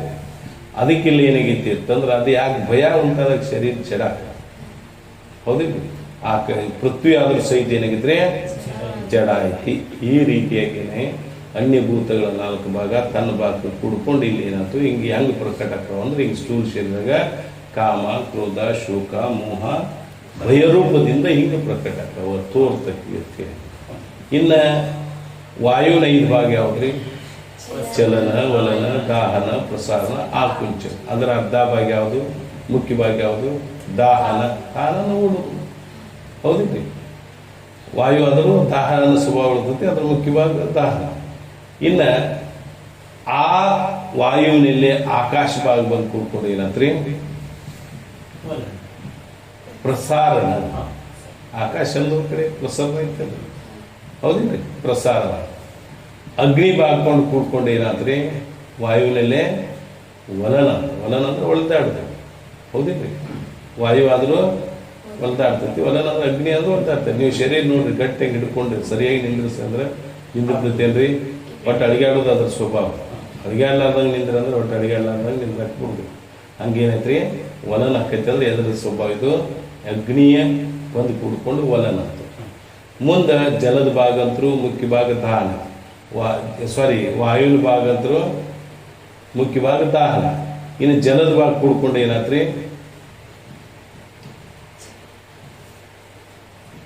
ಏನಾತ? ಏನ್ರಿ? ಈಗ ವಾಯುವಿನಲ್ಲಿ ಮುಖ್ಯ ಭಾಗ ದಾಹನ, ಹಾ ಜಲದ ಭಾಗ ಕೂಡ ಚಲನ. ವಾಯುವಿನ ಮುಖ್ಯ ಭಾಗ ದಾಹನ, ಹೌದಿಲ್ಲ? ಆಕಾಶ ಭಾಗ ಬಂದು ಕೂಡ್ಕೊಂಡ ಪ್ರಸರಣ, ಅಗ್ನಿ ಭಾಗ ಬಂದು ಕೂಡ್ಕೊಂಡ ವಲನ, ಜಲದ ಭಾಗ ಕೂಡ್ಕೊಂಡ ಚಲನ. ಚಲಿಸ್ತತಿ, ಅದಕ್ಕೆ ಈಗ ಚಲನ ಉಳಿದು ಶರೀರ ಚಲಿಸ್ತತಿ, ಚಲನ. ಪೃಥ್ವಿ ಭಾಗ ಬಂದು ಕೂಡ್ಕೊಂಡ ಆಕುಂಚನ, ಸಂಕೋಚನ ಆಕುಂಚನ. ನೀರು ಹಾಕಿದ್ರೆ ಅಂದ್ರೆ ಉಪ್ತತಿ, ನೀರಿಲ್ಲ ಅಂದ್ರೆ ಇದನ್ನ ಹಾಕೈತಿ. ಇದಾದ್ರೂ ಸಹಿತ ಏನಾಗ ಶರೀರ ಒಮ್ಮೆ ದಪ್ಪ ಆಕೈತಿ, ಒಮ್ಮೆ ಸಣ್ಣ ಆಕೈತಿ, ಆಕುಂಚನ ಸಂಕೋಚನ ಸ್ವಭಾವ. ಈ ರೀತಿಯಾಗಿರ್ತಕ್ಕಂಥ ವಾಯುವಿನ ತತ್ವಗಳನ್ನು ಹೇಳಿದ್ರು. ಇನ್ನು ಅಗ್ನಿಯ ಪಂಚತತ್ವಗಳು ಯಾವ ಅಂದ್ರೆ, ಅಗ್ನಿಯ ಮುಖ್ಯ ಭಾಗ ಯಾವುದು? ಕ್ಷುಧ. ಕ್ಷುಧ ಅಂದ್ರೆ ಹಸಿವು. ನೀವು ಅಗ್ನಿಯಲ್ಲಿ ಯಾವ ಭಾಗ ಹಾಕ್ತಿರೋ, ಯಾವ ಪದಾರ್ಥ ಹಾಕ್ತಿರೋ ಎಲ್ಲವನ್ನೂ ನಾಶ ಮಾಡ್ತದೆ ಅಗ್ನಿ, ಹೌದಿಲ್ಲ? ಏನು ಹಾಕ್ತೀರಿ ಹಾಕ್ರಿ, ಎಲ್ಲವನ್ನೂ ದಹಿಸ್ತದೆ. ಇದು ಒಳಗೆ ಏನು ಹಾಕ್ತೀರಿ ಹಾಕ್ರಿ. ಹಸಿವು ಆದಾಗ ಏನು ಹಾಕಿದ್ರು ಅದು ಏನು ಮಾಡ್ತೈತ್ರಿ? ದಹಿಸ್ತತಿ. ಆದ್ದರಿಂದ ಅಗ್ನಿಯ ಮುಖ್ಯ ಭಾಗ. ಕುರಿ ಹಾಕಿದ್ರೆ ದಹಿಸ್ತೈತೆ, ಕೋಳಿ ಹಾಕಿದ್ರೆ ಹಂಗೆ ಅಗ್ನಿಯ ಮುಖ್ಯವಾಗಿ ಯಾವ್ದ್ರಿ? ಕ್ಷುಧ. ಇನ್ನ ಅಗ್ನಿಯಲ್ಲೇ ಆಕಾಶದ ಭಾಗ ಬಂದು ಕೂಡ್ಕೊಂಡು ಏನಾದ್ರು? ನಿದ್ರಾ. ಯಾಕೆ ನಿದ್ರಾ ಅಥವಾ ನಿದ್ದೆ ಬಂದಾಗ ಶರೀರ ಶೂನ್ಯ ಆಕೈತಿ, ಆಕಾಶ ಅಂದ್ರೆ ಶೂನ್ಯ ಐತಿ. ಇನ್ನು ಅಗ್ನಿಯಲ್ಲಿ ವಾಯುವಿನ ಭಾಗ ಬಂದು ಕೂಡ್ಕೊಂಡು ಏನಾದ್ರಿ? ಏನ್ರಿ? ದೃಶ್ಯ. ಯಾಕೆ ದೃಶ್ಯ ಅಂದ್ರೆ ಆ ನೀರಡಿಕೆ ಆಯ್ತು ಅಂದ್ರೆ ಅದಕ್ಕೆ ಆಕೈತಿ ಅಂತಂದ್ರೆ ಏನಂತೀರಿ? ಏನಾರ ನೀವು ಕೆಲಸ ಮಾಡಿದ್ರಿ ಅಂದ್ರೆ ಅದು ಏನಾಕೈತ್ರಿ? ಶ್ರಮ ಮಾಡಿದ್ರಿ ಅಂದ್ರೆ ನೀರಡಿಕೆ ಆಕೈತಿಲ್ಲ. ವಾಯುವಿನ ಉತ್ಪತ್ತಿ ಆದ್ರೆ ಸಹಿತ ಬೀಸಲಿಕ್ಕೆ ಮೊದಲಾದ ಶ್ರಮದಿಂದ ಉತ್ಪತ್ತಿ ಆಕೈತಿ. ಅದಕ್ಕೆ ವಾಯುವಿನ ಭಾಗ ಬಂದು ಕೂಡ್ಕೊಂಡು ಏನಾದ್ರಿ? ದೃಶ್ಯ, ನೀರಡಿಕೆ ಆಯ್ತು. ಇನ್ನು ಅಗ್ನಿ ಭಾಗ ಮುಖ್ಯ ಭಾಗ ಅಂತೂ ಕ್ಷುಧ ಐತಿ. ಜಲದ ಭಾಗ ಬಂದು ಕೂಡ್ಕೊಂಡು ಏನಾದ್ರಿ? ಕಾಂತಿ ಆತ, ಹೌದಿಲ್ಲ? ಯಾಕೆ? ನೀವು ಬಿಸಿಲಿಗೆ ಹೋದ್ರಿ ಅಂದ್ರೆ ಏನಾಕೈತಿ? ನಿಮ್ಮ ಕಾಂತಿ ನಿಸ್ತೇಜ ಆಕೈತಿ, ಕಾಂತಿ ನಿಸ್ತೇಜ ಆಕೈತಿ. ಇಲ್ಲಿ ಜಲ ಆದರೂ ಸಹಿತ ನೀರಿಗೆ ಏನಾಕೈತಿ? ಅಗ್ನಿಗಿಂದ ಏನಾಕೈತ್ರಿ? ಅಟ್ಟಿಸ್ತೈತಿ ನೋಡಿ. ಅದಕ್ಕೆ ಏನಾದ್ರು? ಜಲದ ಭಾಗ ಬಂದು ಕೂಡ್ಕೊಂಡ ಕಾಂತಿ ಆತ. ಪೃಥ್ವಿ ಭಾಗ ಬಂದು ಕೂಡ್ಕೊಂಡು ಏನಾತ್ರಿ? ಆಲಸ್ಯ ಆತ. ಆಲಸ್ಯ ಅಂದ್ರೆ ಜಡ ಸ್ವಭಾವ ಉಳಿದಂತ. ಆಲಸ್ಯ ಏನೋ ಮಾಡೋದು ಅಲ್ಲಿತ್ತಲ್ಲ, ಆಲಸ್ಯಗಳು ಹೇಳ್ತಾರೆ. ಆಲಸ್ಯ ಹಿ ಮನುಷ್ಯನಾಂ ಶರೀರಸ್ಥ ಮಹಾನ್ ರೂಪು. ವೈರಿ ಯಾರೇ ಅಂದ್ರೆ ಆಲಸ್ಯನ ವೈರಿ. ಶರೀರಕ್ಕೆ ಆಲಸ್ಯ ಅಂತಕ್ಕಂಥ ವೈರಿ ಮತ್ತೊಂದಿಲ್ಲ. ಅದಕ್ಕೆ ಇಲ್ಲಿ ಏನಾಗಿತ್ರಿ? ಆಲಸ್ಯ ಅಂದ್ರಾಗ ಶರೀರ ಜಡ ಆಕೈತಿ, ಪೃಥ್ವಿ ಆದ್ರೂ ಜಡ ಸ್ವಭಾವ ಉಳಿತೈತಿ. ಆದ್ದರಿಂದ ಪೃಥ್ವಿ ಭಾಗ ಬಂದು ಅಗ್ನಿಯೊಳಗೆ ಕೂಡ್ಕೊಂಡ ಆಲಸ್ಯ ಉಂಟಾತು. ಈ ರೀತಿ ಅಗ್ನಿಯ ಪಂಚತತ್ವಗಳೇನು ಹೇಳಿದ್ರು. ಇನ್ನು ಜಲದ ಪಂಚತತ್ವಗಳು ಯಾವ ಅಂದ್ರೆ ವೀರ್ಯ, ಲಾಲ, ರಸ, ಮೂತ್ರ, ಬೆವರು, ರಕ್ತ. ಇಲ್ಲಿ ಏನಾಗೈತ್ರಿ ಅಂತಂದ್ರೆ ಜಲದ ಮುಖ್ಯ ಭಾಗ ಯಾವುದು ಅಂದ್ರೆ ವೀರ್ಯ. ಜಲ ಈ ಸರ್ವ ಜೀವಿಗಳ ಉತ್ಪತ್ತಿ ಕಾರಣ ಆಗಿರೋದ್ರಿಂದ ಅದಕ್ಕೆ ಏನಂತೀವಿ ನಾವು? ಜಲ. ಎಲ್ಲಕ್ಕೂ ನೀರು ಬೇಕು. ಹಂಗ ವೀರ್ಯ ಆದ್ರೂ ಸಹಿತ ಏನಾಗೈತಿ ಜೀವಿಗಳ ಉತ್ಪತ್ತಿ ಕಾರಣ ಆಗಿಂದ ವೀರ್ಯನ ಏನಾಗೈತಿ ಅನ್ನೋದ ಮುಖ್ಯ ಭಾಗ. ಹೌದಿಲ್ರಿ? ಇನ್ನ ಜಲದಲ್ಲಿ ಆಕಾಶ ಭಾಗ ಬಂದು ಕೂಡ್ಕೊಂಡು ಏನಾಯ್ತು? ಲಾಲಾರಸ ಆತು. ಯಾಕೆ ಲಾಲಾರಸ ಆತು? ಲಾಲಾರಸ ಬಾಯಾಗ ಒಳಗೆ ಹೊರಗೆ ಎಲ್ಲ ವ್ಯಾಪಕ ಐತಿ, ಅದಕ್ಕೆ ಲಾಲಾರಸ ಆತು. ಮುಂದೆ ವಾಯುವಿನ ಭಾಗ ಬಂದು ಕೂಡ್ಕೊಂಡು ಏನಾತ್ರಿ? ಏನ್ರಿ? ಅಂದ್ರೆ ಬೆವರು. ಈ ಬೆವರ ಉಂಟಾಕೈತಿಲ್ರಿ ಏನ್ರ ಆಗ ಒಂದು ಕಾರಣ ಕೊಟ್ಟೆ, ಶ್ರಮ ಮಾಡೋದ್ರಿಂದ ಬೆವರು ಆಗೈತಿ. ಶ್ರಮ ಮಾಡೋದ್ರಿಂದ ಬೇಸರಿಕೆ ಮೊದಲಾದ ಶ್ರಮ ಮಾಡೋದ್ರಿಂದ ಬೆವರು ಉಂಟಾಗೈತಿ. ಈ ರೀತಿಯಾಗಿ ಬೆವರು ಬರ್ಬೇಕಾದ್ರೆ ಏನೋ ಶ್ರಮ ಮಾಡಿದ್ರಿಂದ ಬರ್ತೀವಿ. ಬೇಸರಿಕೆ ಬದಲಾದ ಇವು ಶ್ರಮ ಮಾಡೋದ್ರಿಂದ ಅದಾದ್ರೂ ವಾಯು ಉತ್ಪತ್ತಿ. ಅದಕ್ಕೆ ವಾಯುವಿನ ಭಾಗ ಬಂದು ಎಲ್ಲಿ ಕುಡ್ಕೊಂಡು ಜಲದಲ್ಲಿ ಕುಡ್ಕೊಂಡ ಏನಾತ್ರಿ? ಬೆವರು ಉಂಟಾತು. ಇನ್ನು ಅಗ್ನಿ ಭಾಗ ಬಂದು ಕುಡ್ಕೊಂಡು ಏನಾದ್ರಿ? ಮೂತ್ರ. ಯಾಕೆ ಮೂತ್ರ ಆದ್ರೂ ಅಗ್ನಿ ಅಂಶ ಇರ್ತೈತಿ, ಅಂದ್ರೆ ಬೆಚ್ಚಗಿರ್ತಾವ. ಅದಾದ ಅಗ್ನಿ ಉಷ್ಣ ರೂಪ ಕೊಡ್ತೈತಿ. ಇನ್ನು ಜಲದ ಮುಖ್ಯ ಭಾಗ ಪೃಥ್ವಿ ಭಾಗ ಬಂದು ಕುಡ್ಕೊಂಡು ಏನಾದ್ರಿ? ಅಂದ್ರ ರಕ್ತ ಹೆಂಗಿರ್ತದೆ? ಕೆಂಪು ವರ್ಣದ ಇರ್ತದೆ. ಪೃಥ್ವಿ ಆದ್ರೂ ಕೆಲವು ಕಡೆ ಏನಾಗಿದ್ರಿ ಕೆಂಪು ವರ್ಣದ ಐತಿ. ಆದ್ದರಿಂದ ಈ ಪೃಥ್ವಿ ಭಾಗ ಬಂದು ಕುಡ್ಕೊಂಡು ಜಲದಲ್ಲಿ ಕುಡ್ಕೊಂಡು ಏನಾಯ್ತು? ರಕ್ತ ಆಯ್ತು. ಈ ರೀತಿಯಾಗಿ ಏನ್ ಮಾಡಿದ್ರಿ? ಜಲದ ಪಂಚ ತತ್ವಗಳನ್ನು ಹೇಳಿದ್ರು. ಇನ್ನು ಪೃಥ್ವಿಯ ಪಂಚತತ್ವಗಳು ಯಾವುವು? ಅಸ್ಥಿ, ನಾಡಿ, ತ್ವಚ, ರೋಮ, ಮಾಂಸ. ಇವು ಹೆಂಗಾಗ್ಯಾವು ಅಂತಂದ್ರೆ ವಿಚಾರ ಮಾಡ್ಲಿಕ್ಕೆ ಹೋದ್ರೆ ಪೃಥ್ವಿ ಮುಖ್ಯ ಭಾಗ ಯಾವುದು? ಅಸ್ಥಿ. ಅಂದ್ರೆ ಪೃಥ್ವಿ ಅಂದ್ರೆ ಕಠಿಣ ಇರ್ತೈತಿ. ಈ ಶರೀರದ ಕಠಿಣ ಭಾಗನೇ ಎಲು ಇರ್ತೈತಿ, ಅದಕ್ಕಿಂತ ಮುಖ್ಯ ಭಾಗ ಇರ್ತೈತಿ. ಇನ್ನು ವಾಯುವಿನ ಭಾಗ ಆಕಾಶ ಭಾಗ ಬಂದು ಪೃಥ್ವಿ ಒಳಗೆ ಕೂಡ್ಕೊಂಡು ಏನಾಗೈತಿ? ರೋಮ್ ಆಗೈತಿ. ರೋಮ್ ಯಾಕಾಗೈತಿ? ಆಕಾಶವನ್ನು ಛೇದಿಸುವುದರಿಂದ ಯಾವುದೇ ವಿಧವಾದತಕ್ಕಂಥ ಪರಿಣಾಮ ನೀವು ಮಾಡಿ ಛೇದನ ಮಾಡಿದ್ರೆ ಆ ರೋಮನು ಛೇದಿಸುವುದರಿಂದ ಏನಾಗುದಿಲ್ಲ? ರೋಮನು ಛೇದಿಸುವುದರಿಂದ ಯಾವುದೇ ಪರಿಣಾಮ ಆಗುವುದಿಲ್ಲ. ಅಂದ್ರೆ ಏನಂದಂಗಾಯ್ತು? ಆ ಆಕಾಶದ ಭಾಗ ಬಂದು ಕುಡ್ಕೊಂಡು ರೋಮ. ವಾಯುವಿನ ಭಾಗ ಬಂದು ಕುಡ್ಕೊಂಡು ಏನಾತ್ರಿ? ತ್ವಚ ಯಾಕಾತು? ಅದು ವಾಯುವಿನ ಸ್ಪರ್ಶ ಗುಣವನ್ನು ಏನ್ ಮಾಡ್ತದೆ? ಗ್ರಹಣ ಮಾಡ್ತತಿ. ಆದ್ದರಿಂದ ಏನಾಗ್ತದೆ? ತ್ವಚೆ. ಅಗ್ನಿ ಭಾಗ ಬಂದು ಕುಡ್ಕೊಂಡು ಏನಾತ್ರಿ? ನಾಡಿ ಆತ. ನಾಡಿಯಲ್ಲಿ ಏನಿರ್ತತಿ? ಉಷ್ಣ ಗುಣ ಆಗ್ತತಿ. ಹೇಳ್ತಾರೆ ನಾಡಿ ಹಿಡಿದು ಪರೀಕ್ಷೆ ಮಾಡ್ತಾರೆ. ನಾಡಿ ತಣ್ಣಗಾತು ಅಂದ್ರೆ ನೀವು ತಣ್ಣಗಾತ, ಹೌದಿಲ್ರಿ? ಹಂಗೆ ಏನಾಗೈತಿ? ನಾಡಿ ಉಷ್ಣ ಗುಣ ಇರ್ತತಿ. ಅದಕ್ಕೆ ಅಗ್ನಿ ಭಾಗ ಬಂದು ಕುಡ್ಕೊಂಡ ನಾಡಿ. ಮುಂದೆ ಜಲದ ಭಾಗ ಬಂದು ಕುಡ್ಕೊಂಡು ಏನಾತ್ರಿ? ಮಾಂಸ. ಯಾಕ ಜಲ ಶರೀರದಲ್ಲಿ ವಿಸ್ತರಣೆ. ಪೃಥ್ವಿಯಲ್ಲಿ ಜಲ ಎಷ್ಟು ಭಾಗ ಐತ್ರಿ? 3 ಭಾಗ ಜಲ ಐತಿ, 1 ಭಾಗ ಭೂಮಿ.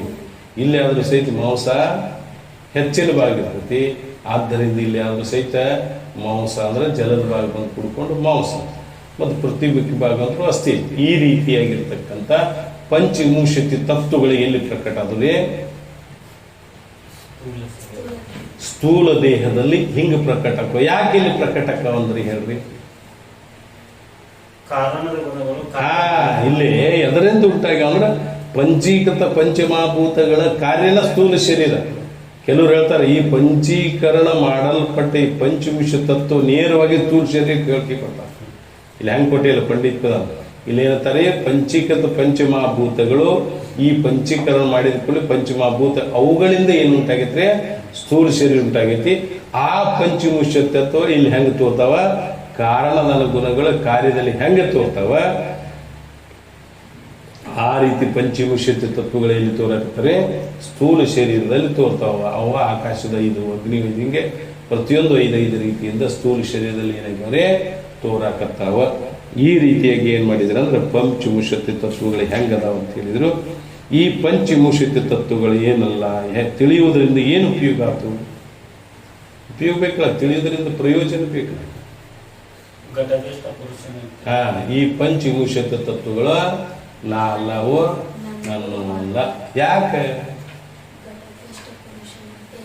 ಅವುಗಳಿಗೆ ಭಿನ್ನಲಾಗಿರುತ್ತೇನೆ. ಹೌದು, ಯಾಕೆ ನಾ ಅಲ್ಲ ಅವು ನನ್ನೂ ಅಲ್ಲ ಅಂದ್ರೆ ಅವ್ರು ಹೇಳ್ತಾರೆ ಈ ಪಂಚವಿಂಶತಿ ತತ್ವಗಳ ನಾ ಅಲ್ಲ ಅವು ನನ್ನೂ ಅಲ್ಲ. ಯಾಕಂದ್ರೆ ಹೆಂಗೆ ನಿಶ್ಚಯ ಮಾಡುದು ಅಂತ ಹೇಳ್ತಾರೆ. ಈ ಪಂಚವಿಭೂಷಿತ ತತ್ವ ನಾ ಅಲ್ಲ ಅವು ನನ್ನಲ್ಲ ಘಟದಷ್ಟ ಪುರುಷರಂತೆ ಭಿನ್ನ ಅದಲ್ಲ. ನೀ ಭಿನ್ನದಿ ಅಂತ ಹೆಂಗೆ ನಿಶ್ಚಯ ಮಾಡೋದಿನ್ನ? ಹೌದಿಲ್ರಿ? ನಿಶ್ಚಯ ಅಂದ್ರೆ ಸಂಶಯ ಭಿನ್ನ ಜ್ಞಾನ ನಿಶ್ಚಯ, ಸಂಶಯ ಭಿನ್ನ ಜ್ಞಾನ ನಿಶ್ಚಯ ಅಂತ ಹೇಳಿ. ಹೆಂಗೆ ನಿಶ್ಚಯ ಮಾಡುದು ಅಂದ್ರೆ ಹೇಳ್ತಾರು, ಕಾಮ ಇದ್ದದ್ದು ತಿಳಿತೀವಿ. ಕಾಮ ಅಂದ್ರೆ ಯಾವುದೇ ಒಂದು ವಿಷಯ ವಿಷಯ ಭೋಗದ ಉತ್ಕಟ ಇಚ್ಛೆ ಕಾಮ. ಕಾಮ ಅಂದ್ರೆ ಹೀಗೆ ಹೇಳ್ತಾರೆ, ಅಪ್ರಾಪ್ತಿಯ ವಿಷಯದ ಪ್ರಾಪ್ತಿ ಇಚ್ಛೆಗೆ ಕಾಮ. ಅದಿಲ್ಲ ಆಸೆ ಅಂತೀರಿ, ಆಸೆ ಅಂತೀರಿ ಏನ್ರಿ? ರಾಗ ಆಸೆ ಅಂದ್ರೆ ಅದನ್ನ ಕಾಮ. ಸುಖವಿಲ್ಲದಿದ್ದೊಡ ಸುಖವು ನಿಶ್ಚಯಿಸಿ ವಿಶೇಷ ಸುಖಮೇ ಎಂದು ತೊಡರಿ ಬಿಡದಿಪ್ಪ ತತ್ಸುಖ ಬುದ್ಧಿ ಅದು ವಿಷಯಗಳಲ್ಲಿ ಸುಖ ಬುದ್ಧಿ ಐತೆ ಅಂತ ಅವುಗಳ ಅಪೇಕ್ಷೆ ಮಾಡಬೇಕು. ಅದಕ್ಕೇನಂತೀರೋ ರಾಗ. ಅಥವಾ ಯಾವುದೇ ಒಂದು ವಿಷಯದಲ್ಲಿ ಉತ್ಕಟ ಇಚ್ಛೆಗೆ ಕಾಮ ಆಗ್ತದೆ. ಈ ಕಾಮಗಳಲ್ಲಿ ವಿಚಾರ ಸಾಗರದಾಗ ಮತ್ತು ಬೇರೆ ಬೇರೆ ಹೇಳ್ತಾರೆ. ಬಹಿರ ಆಸೆ ಬೇರೆ, ಆಂತರಿಕ ಆಸೆ ಬೇರೆ, ಹೊರಗೆ ಬಾಹ್ಯ ಆಸೆ ರಾಗ ಬೇರೆ, ಅಂತರ್ರಾಗ ಬೇರೆ. ಹೊರಗೆ ಇರುವ ಆಸೆ ಬೇರೆ, ಒಳಗಿರುವ ಆಸೆ ಬೇರೆ. ಹೊರಗಿನ ಆಸೆ ಬಹಿರವಾಗಿರ್ತಕ್ಕಂಥ ಬಾಹ್ಯ ಸ್ತ್ರೀ ಪುತ್ರ ಧನಾದಿಗಳೇನಿಲ್ಲ ಇವುಗಳ ಆಸೆ ಬಹಿರಾಸೆ. ಇನ್ನು ಆಂತರಿಕ ಆಸೆ ಯಾವುದ್ರಿ? ಭೂತವ್ರ ಭಾವಿ ಚಿಂತನ ರೂಪ ಮನೋರಾಜ್ಯ, ಕಳೆದವಾದ ವಿಷಯ ಬಗ್ಗೆ ಚಿಂತನೆ ಮಾಡೋದು, ಮುಂದೆ ಭಾವಿ ವಿಷಯಗಳ ಬಗ್ಗೆ ಚಿಂತನೆ ಮಾಡೋದು, ಅವನು ಪಡ್ಕೋಬೇಕಂತ ಇಚ್ಛಾ ಮಾಡೋದು. ಇದು ಅಂತರ್ರಾಗ. ಭೂತವ್ರ ಭಾವಿ ಚಿಂತನ ರೂಪ ಮನೋಜ. ಹೆಂಗಂದ್ರೆ ಕಳೆದ ಹೋದ ವಿಷಯದ ಬಗ್ಗೆ ಚಿಂತನೆ ಮಾಡ್ತೀರಿ, ಅದು ಅದು ಇರ್ಬೇಕಾಗಿತ್ತೀರಿ. ಈಗ ಮೊಮ್ಮಗನ ಲಗ್ನ ಮಾಡಿದ್ರಿ, ಯಾರು ಲಗ್ನ ಮಾಡಿದ್ರಿ? ಮೊಮ್ಮಗನ ಲಗ್ನ ಮಾಡಿದ್ರು. ಒಳ್ಳೆಯ ಸಂಭ್ರಮದಿಂದ ಮೊಮ್ಮಗನ ಲಗ್ನ ಮಾಡಿದ್ರು. ಮಾಡಿ ಕೂಡಲೇ ಲಗ್ನ ಆದ ಕಾಲಕ್ಕಲ್ಲಿ ಏನು ಪುರೋಹಿತರು ಏನು ಮಾಡ್ತಾರೆ, ಆಕಿ ತಾಳಿ ಕಟ್ಟಿದ ಮೇಲೆ ನಂತರ ಹಿರಿಯರಿಗೆ ನಮಸ್ಕಾರ ಮಾಡಬೇಕು. ಹಿಂಗೇನು ಯಾರಿಗೆ ನಮಸ್ಕಾರ ಮಾಡ್ಬೇಕ್ರಿ? ಹಿರಿಯರಿಗೆ ನಮಸ್ಕಾರ ಮಾಡಬೇಕು ಅಂತ ನಿಮಿತಿ. ಹಂಗೆ ನಮಸ್ಕಾರ ಮಾಡುವಾಗ ಅಜ್ಜಿಗೆ ಬಂದ ಆ ಹುಡುಗಿ ನಮಸ್ಕಾರ ಮಾಡ್ತು. ಯಾರ ಲಗ್ನ ಆಗಿತ್ತು ಅವ್ರು ಬಂದ ತನ್ನ ಅಜ್ಜಿಗೆ ನಮಸ್ಕಾರ ಮಾಡಿದ್ದು. ಆ ಹುಡುಗಿ ನಮಸ್ಕಾರ ಮಾಡಿ ಹೇಳಗೊಡದ ಅಜ್ಜಿ ಭಯಂಕರ ಅಳಿಕತ್ತಿದ್ಲು. ಯಾಕೆ ಅಳಿಕತ್ತಿದ್ಲು? ಅಳಾಕತ್ತಿದ್ಲು. ಅಳಬೇಡ ಅಜ್ಜಿ, ಲಗ್ನ ಆಗೈತಿ, ಹುಡುಗನು ನಾನು ಕೂಡೆ ಬಂದು ನಮಸ್ಕಾರ ಮಾಡಾಕತ್ತೀವಿ ಅಂದಕ್ಕೆ. ಅದು ಮುಗಿತ್ಲ, ಶುಭ ಕಾರ್ಯ ಇಲ್ಲ, ಅಳಬಾರ್ದಲ್ಲ. ಭಯಂಕರ ಅಜ್ಜಿ ಅಳಿಕತ್ತಿತ್ತು. ಯಾಕೆ ಅಳ್ತಿ ಅಜ್ಜಿ ಅದು ಭಾಳ ಪೀಲಿಸ್ ಕೇಳಿದ್ರು ಕೂಡ. ಇಲ್ಲ, ನಿನ್ನ ಲಗ್ನ ಆದದ್ದೆಲ್ಲ ಬರೋಬ್ಬರ, ಪರಂತು ಆಗ ಜಾಬ್ ಇದ್ರೆ ಭೂತ ವಿಷಯದ ಅಪೇಕ್ಷೆ ಮಾಡ್ತೀನಿ. ಇನ್ನು ಭಾವಿ ವಿಷಯದ ನೀವು ಶೇಖ್ ಮೊಹಮ್ಮದ್ ಕಥೆ ಅಂತ ಕೇಳಿದ್ರೆ, ಅವ ಹಾಲು ಮಾರಕ್ಕೆ ಹೊಂಟಿದ್ದ. ಹಾಲು ಮಾರಕ್ಕೆ ಹೊಂಟಾಗ ಏನು ಮಾಡಿದ ಅಂದ್ರೆ ವಿಚಾರ ಮಾಡ್ಕೋತ ಬಂದ. ಈ ಎಷ್ಟು ಕೊಡು ತುಂಬ ಹಾಲು ಅದಾವ, ಇಷ್ಟು ಮಾರಿ ನನಗೆ ಎಷ್ಟು ಬರ್ತಾವ, ನನಗೆ ಇಷ್ಟು ರೊಕ್ಕ ಬರ್ತಾವೆ. ಅದನ್ನು ಹೋಗಿ ಒಂದು ಆಡಮರಿ ತಂದೆ ಅಂದ್ರೆ ಏನಾಕೈತ್ರಿ, ತಂದು ನಾ ಪಾಲನೆ ಮಾಡಿದ್ವಿ ಅಂದ್ರೆ ಆಡಮರಿಗೆ 4 ಆಡಮರಿ ಹಾಕವು. ಮುಂದೆ ಅವೆಲ್ಲ ಹಾಲು ಭಾಳ ಹಿಂಡ್ತಾವು ಮತ್ತು ಮರಿ ವ್ಯಾಪಾರ ಹಾಕವು. ಹಿಂಗಾಗಿ ಮತ್ತೊಂದು ಆಕಳ ತಂದ್ರೆ ಆಕಳ ಹಾಲು ಹಾಕವು. ನಂತರ ಒಂದು ಆಕಳದಿಂದ ಒಂದು 20, 30, 100 ಆಕಳ ಮಾಡಿದ್ವಿ ಅಂದ್ರೆ ದೊಡ್ಡ ಹಾಲು ಹಿಂಡುವುದ ನಮ್ಮದು ಒಂದು ದೊಡ್ಡ ಡೈರಿ ನಡೆಸುವಂಥದ್ದು ನಮ್ಮದು ಒಂದು ಏನಕ್ಕತ್ರಿ, ಅದು ಸಂಘ ಆಕೈತಿ. ಮುಂದೆ ಎಲ್ಲರೂ ನನ್ನ ಹಂತಿಲಿ ಬರ್ತಾರೆ. ನಾನು ಶ್ರೀಮಂತ ಅಂದರೆ ಎಲ್ಲರೂ ನನ್ನ ಹಂತಿಲಿ ಬರ್ತಾರೆ. ಮುಂದೆ ಯಾರೋ ಒಬ್ಬರು ಶ್ರೀಮಂತರು ಏನು ಮಾಡ್ತಾರೆ, ನನಗೆ ಬಂದ ಹೆಣ್ಣು ಕೊಡ್ತಾರೆ. ನಾ ಏನು ಮಾಡ್ಬೇಕ್ರಿ, ಈ ಆಸಂಗಿ ಡೈರಿದಂತ ದೊಡ್ಡದೊಂದು ಹಾಲಿನ ಡೈರಿ ಮ್ಯಾನೇಜ್ ಮಾಡೋದು. ದೊಡ್ಡ ಶ್ರೀಮಂತಕ್ಕೂ ಹೆಣ್ಣು ಕೊಡ್ತಾರೆ. ಹೆಣ್ಣು ಕೊಟ್ಟ ಕೂಡಲೇ ಏನೋ ಕಾಲಾಂತರದಲ್ಲಿ ಮಗ ಆಕೈತಿ. ಮಗ ತಾನು ಕೂಡ ಹೆಂಡತಿ ಮಕ್ಕೊಂಡಾಗ ಏನಾಕೈತ್ರಿ, ಮಗ ಅಳ್ತೈತಿ, ಹೆಂಡತಿ ಏನು ಮಾಡೋದಿಲ್ಲ, ರಂಬಿಸೋದಿಲ್ಲ. ಸಿಟ್ಟಿಗೆ ಹೆಂಡತಿನ ಹೊಡ್ಯಾಕತ್ ಹೋಗ್ತಾನೆ. ಹಿಂಗೆ ಹೊಡಿಗೊಡೋದು ತೆಳಗಿನ ಗಡಿಗೆ ಬಿದ್ದ ಎಲ್ಲ ಹಾಲು ಏನಾಕೈತ್ರಿ, ಮಣ್ಣು ಪಾಲ ಆಕೈತಿ. ಹಂಗೆ ಭಾವಿ ವಿಷಯದ ಚಿಂತನೆ, ಭೂತ ವಿಷಯದ ಚಿಂತನೆ, ಭಾವಿ ವಿಷಯದ ಚಿಂತನೆ, ಇದಕ್ಕೆ ಅಂತರ ಆಸೆ ಇರ್ತಾನೆ. ಇರಲಿ, ಒಟ್ಟಾರೆ ಇಲ್ಲಿ ಕಾಮ ಅಂದರೆ ಯಾವುದೇ ಒಂದು ವಿಷಯದಲ್ಲಿ ಉತ್ಕಟ ಕಾಮ. ಕಾಮ ಇದ್ದದ್ದು ನಮಗೆ ಆಸೆ ಆದದ್ದು ಗೊತ್ತಾಕತ್ತಿಲ್ಲ. ಆಸೆ ಆದದ್ದು ನಮಗೆ ಏನಾಕತ್ರಿ ಗೊತ್ತಾಕತಿ. ಆಸೆ ಇಲ್ಲದಿರೋದು ಸಹಿತ ಏನಾಕತಿ ನಮಗೆ ಗೊತ್ತಾಕತಿ. ಅಂದಮೇಲೆ ಈ ಆಸೆ ಇದ್ದದ್ದು ತಿಳಿತನು ಇಲ್ಲದಿರುವ ಅಭಾವವನ್ನು ತಿಳಿತನು ಅಂದ್ರೆ ಏನನ್ನಂಗಾತ್ರಿ ಇದು ಆಸೆನ ಅಲ್ಲ. ಯಾಕೆ ಅದನ್ನು ತಿಳಿತಿಲ್ಲ. ಘಟದಷ್ಟ ಪುರುಷನಂತೆ ಘಟ ನೋಡಾವ ಘಟ ಏನ ಘಟಕ್ಕೆ ಹೆಂಗೆ ಭಿನ್ನದಾನೋ ತಿಳಿಯಾವ ಹೆಂಗೆ ತಿಳಿಸಿಕೊಳ್ಳುವ ವಸ್ತುದಿಂದ ಭಿನ್ನ ಇರ್ತಾನೋ ಕಾಮವನ್ನ ನಾ ತಿಳಿತೇನೆ ಅಂದ್ರೆ ಕಾಮ ಅಲ್ಲ. ಯಾಕೆ ಅದನ್ನು ತಿಳಿತೇನೆ ಅಂದ್ರೆ ಅದೇನಂತ ಭಿನ್ನ ಅದ್ರ ನಾ ಅಲ್ಲ. ಮತ್ತದು ನಿಂದರ ಹೌದೇನ? ಯಾಕೆ ನಿಂದಲ್ಲ? ಆಕಾಶದ ಮುಖ್ಯ ಭಾಗ ಐತಿ ವಿನಃ ಅದೇನಲ್ಲ ನಾ ಅಲ್ಲ, ಅದು ನಂದಲ್ಲ. ಇನ್ನ ಶೋಕನೀಯನ ಕಾಮನೀಯ ಅಲ್ಲ. ಶೋಕನೀಯನರಿ ಅಂದ್ರೆ ಶೋಕನೋ ನಾ ಅಲ್ಲ, ಕಾಮತ್ರಿ. ಇನ್ನು ಕ್ರೋಧ ನಾ ಅಲ್ಲ. ಹೌದೇನ್ರಿ? ಇಲ್ಲೊಂದು 10ನೇ ಟಿಪ್ಪಣಿಯಲ್ಲಿ ಬಂದಿತ್ತು ನೋಡ್ರಿ, ಅದ ಕರೆಕ್ಟ್. ಇಲ್ಲಿ ಮ್ಯಾಲೆ ಎಲ್ಲಿ ಬಂದೈತಿ? ಇಲ್ಲಿ ಬಂದೈತಿ. ಕಾಮ ಉಂಟಾದದ್ದು ತಿಳಿತೇನೆ ಮತ್ತು ಕಾಮ ಇಲ್ಲದಿರುವುದರ ಅಭಾವವನ್ನು ತಿಳಿದೆ, ಆದ್ದರಿಂದ ಕಾಮವು ನಾನಲ್ಲ, ಅಭಾವವನ್ನು ತಿಳಿಯುತ್ತೇನೆ ಅನ್ನೋದು. ಹೌದಿಲ್ಲ? ಇದ್ದದ್ದು ಭಾವ ತಿಳಿದಿ, ಅಭಾವವನ್ನು ತಿಳಿದಿಲ್ಲ. ಅಭಾವ ಅಂದ್ರೆ ನಿಷೇಧಮುಖ ಪ್ರತೀತಿ ವಿಷಯ ಅಭಾವ, ಅಥವಾ ಸಂಬಂಧ ಮತ್ತು ಸಾದೃಶ್ಯಗಳಿಗೆ ಭಿನ್ನವಾಗಿ ಪ್ರತಿಯೋಗಿ ಸಾಪೇಕ್ಷ ಪ್ರತೀತಿ ವಿಷಯ ಅಭಾವ ಹೇಳ್ತಾರೆ. ನಿಷೇಧಮುಖ ಪ್ರತೀತಿಗೆ ವಿಷಯ ಅಥವಾ ಸಂಬಂಧ ಮತ್ತು ಸಾದೃಶ್ಯಗಳಿಗೆ ಭಿನ್ನವಾಗಿ ಪ್ರತಿಯೋಗಿ ಸಾಪೇಕ್ಷ ಪ್ರತೀತಿ ವಿಷಯ ಅಭಾವ. ಈ ಅಭಾವ ಟಿಪ್ಪಣಿ ಆಗ್ತಾರೆ. ಎಷ್ಟು ಅಭಾವಗಳದಾವು ಅಂದ್ರೆ 5 ಅಭಾವಗಳನ್ನು ಹೇಳ್ತಾರೆ. ವೇದಾಂತಿಗಳು ಶ್ರೀಮನ್ ನಿಜಗುಂಶಿಗಳು ಏನು ಮಾಡ್ತಾರೆ? 4 ಅಭಾವಗಳನ್ನು. ಹೌದು, ಅಭಾವ ಅಂದ್ರೆ ಏನನ್ನಂಗಾತ್ರಿ? ನಿಷೇಧಮುಖ ಪ್ರತೀತಿ ವಿಷಯ ನಿಷೇಧಮುಖ ಪ್ರತೀತಿ ವಿಷಯ. ನೋಡಿ, ಪ್ರತೀತಿ ಅಂದ್ರೆ ಜ್ಞಾನ, ಇಲ್ಲ ಅನ್ನೋ ಜ್ಞಾನದ ವಿಷಯ. ಜ್ಞಾನ ಆಗೈತಿ, ಆ ಜ್ಞಾನಕ್ಕೆ ವಿಷಯಕ್ಕೆ ಅಭಾವ ಅನ್ಬೇಕು. ಅಭಾವ ಅದಕ್ಕೆ ಅನ್ಬೇಕ್ರಿ? ಇಲ್ಲನೋ ಜ್ಞಾನದ ವಿಷಯ. ನಿಮಗೆ ಘಟ ಜ್ಞಾನ ಆಗೈತಿ. ಆ ಘಟ ಜ್ಞಾನಕ್ಕೆ ವಿಷಯ ಯಾವುದು? ಘಟ. ಅದು ಘಟವಿರುತ್ತದೆ ಐತೆ ಅನ್ನೋದು ಐತೆ ಅನ್ನೋ ಜ್ಞಾನದ ವಿಷಯಕ್ಕೆ ಐತೆ ಅನ್ನೋ ಜ್ಞಾನದ ವಿಷಯ ಇತ್ತು ಭಾವ. ಇದು ಘಟವಿರುತ್ತದೆ ಅಂತ ನಿಮಗೆ ಜ್ಞಾನ ಆಗೈತಿ, ಘಟ ಜ್ಞಾನ ಆಗೈತಿ. ಅದಕ್ಕೆ ವಿಷಯನ ಘಟಲ್ಲ. ಇರುತ್ತದೆ ಅಂತ ಆಗೈತೆ ಅಂದ್ರೆ ಅದು ಭಾವ. ಇಲ್ಲ ಅನ್ನೋ ಜ್ಞಾನ ಆಗೈತಿ ಅಂದ್ರೆ ಅದಕ್ಕೆ ಜ್ಞಾನಕ್ಕೆ ವಿಷಯ ಯಾವ್ದ್ರೆ? ಅಭಾವ. ಜ್ಞಾನ ಹೇಳ್ತಾರೆ ಐತೆ ಅನ್ನೋ ಜ್ಞಾನ ಒಂದು, ಇಲ್ಲ ಅನ್ನೋ ಜ್ಞಾನ ಎರಡು. ಹೀಗೂ ಹೇಳ್ತಾರೆ. ವಿಧಿಮುಖ ಪ್ರತೀತಿ, ನಿಷೇಧಮುಖ ಪ್ರತೀತಿ.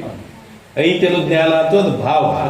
ಇಲ್ಲ ಅನ್ನೋ ಜ್ಞಾನದ ವಿಷಯ ನಿಷೇಧಮುಖ ಪ್ರತೀತಿ ವಿಷಯ ಅಭಾವ. ಹೆಂಗಂದ್ರೆ ನೀವು ಮುಂದೆ ಒಂದು ಘಟ ತಂದಿಟ್ಟಿವಿ. ಇಲ್ಲಿ ಘಟ ನೀವು ಏನಂದ್ರಿ? ಭೂತಲೋ ಘಟೋಸ್ತಿ, ಭೂತಲದಲ್ಲಿ ಘಟವಿರುತ್ತದೆ ಅಂದ್ರೆ ಘಟ ಐತೆ ಅನ್ನೋ ಜ್ಞಾನಕ್ಕೆ ವಿಷಯ ಯಾವುದೇ?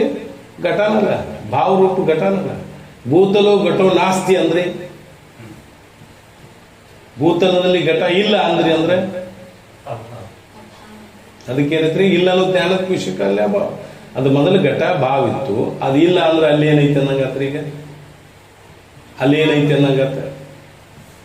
ಘಟ ಇಲ್ಲ, ಘಟ ಇದ್ದಾಗ ಘಟ ಇತ್ತು, ಘಟ ತಗೊಂಡಾದ್ರೆ ಅಲ್ಲಿ ಏನೈತ್ರಿ? ಘಟದ ಅಭಾವ ಇರುತ್ತದೆ. ಇಲ್ಲ ಅನ್ನೋ ಜ್ಞಾನದ ವಿಷಯ ಅಂದಾಗ ಐತತ್ತ ಹೇಳ್ಬೇಕಲ್ಲ. ವಿಷಯ ಅಂದ್ರೆ ಐತತ್ತ ಹೇಳ್ಬೇಕು. ಜ್ಞಾನಕ್ಕೆ ವಿಷಯ ಇಲ್ಲ ಅಂದ್ರೆ ಇಲ್ಲ ವಿಷಯ ಹೇಳ್ತಾರಲ್ಲ. ಅಂದ್ರೆ ಏನನ್ಬೇಕ್ರಿ? ಐತೆ ಅನ್ನೋ ಜ್ಞಾನದ ವಿಷಯ ಘಟ ಇತ್ತು, ಈಗ ಇಲ್ಲ ಅನ್ನೋ ಜ್ಞಾನದ ವಿಷಯ ಅಭಾವ ಐತೆ. ಇಲ್ಲ ಅನ್ನೋ ಜ್ಞಾನದ ವಿಷಯಕ್ಕನ ಏನನ್ಬೇಕ್ರಿ? ಅಭಾವ ಅಂತ ಹೇಳ್ಬೇಕು. ಹೌದಿಲ್ಲ?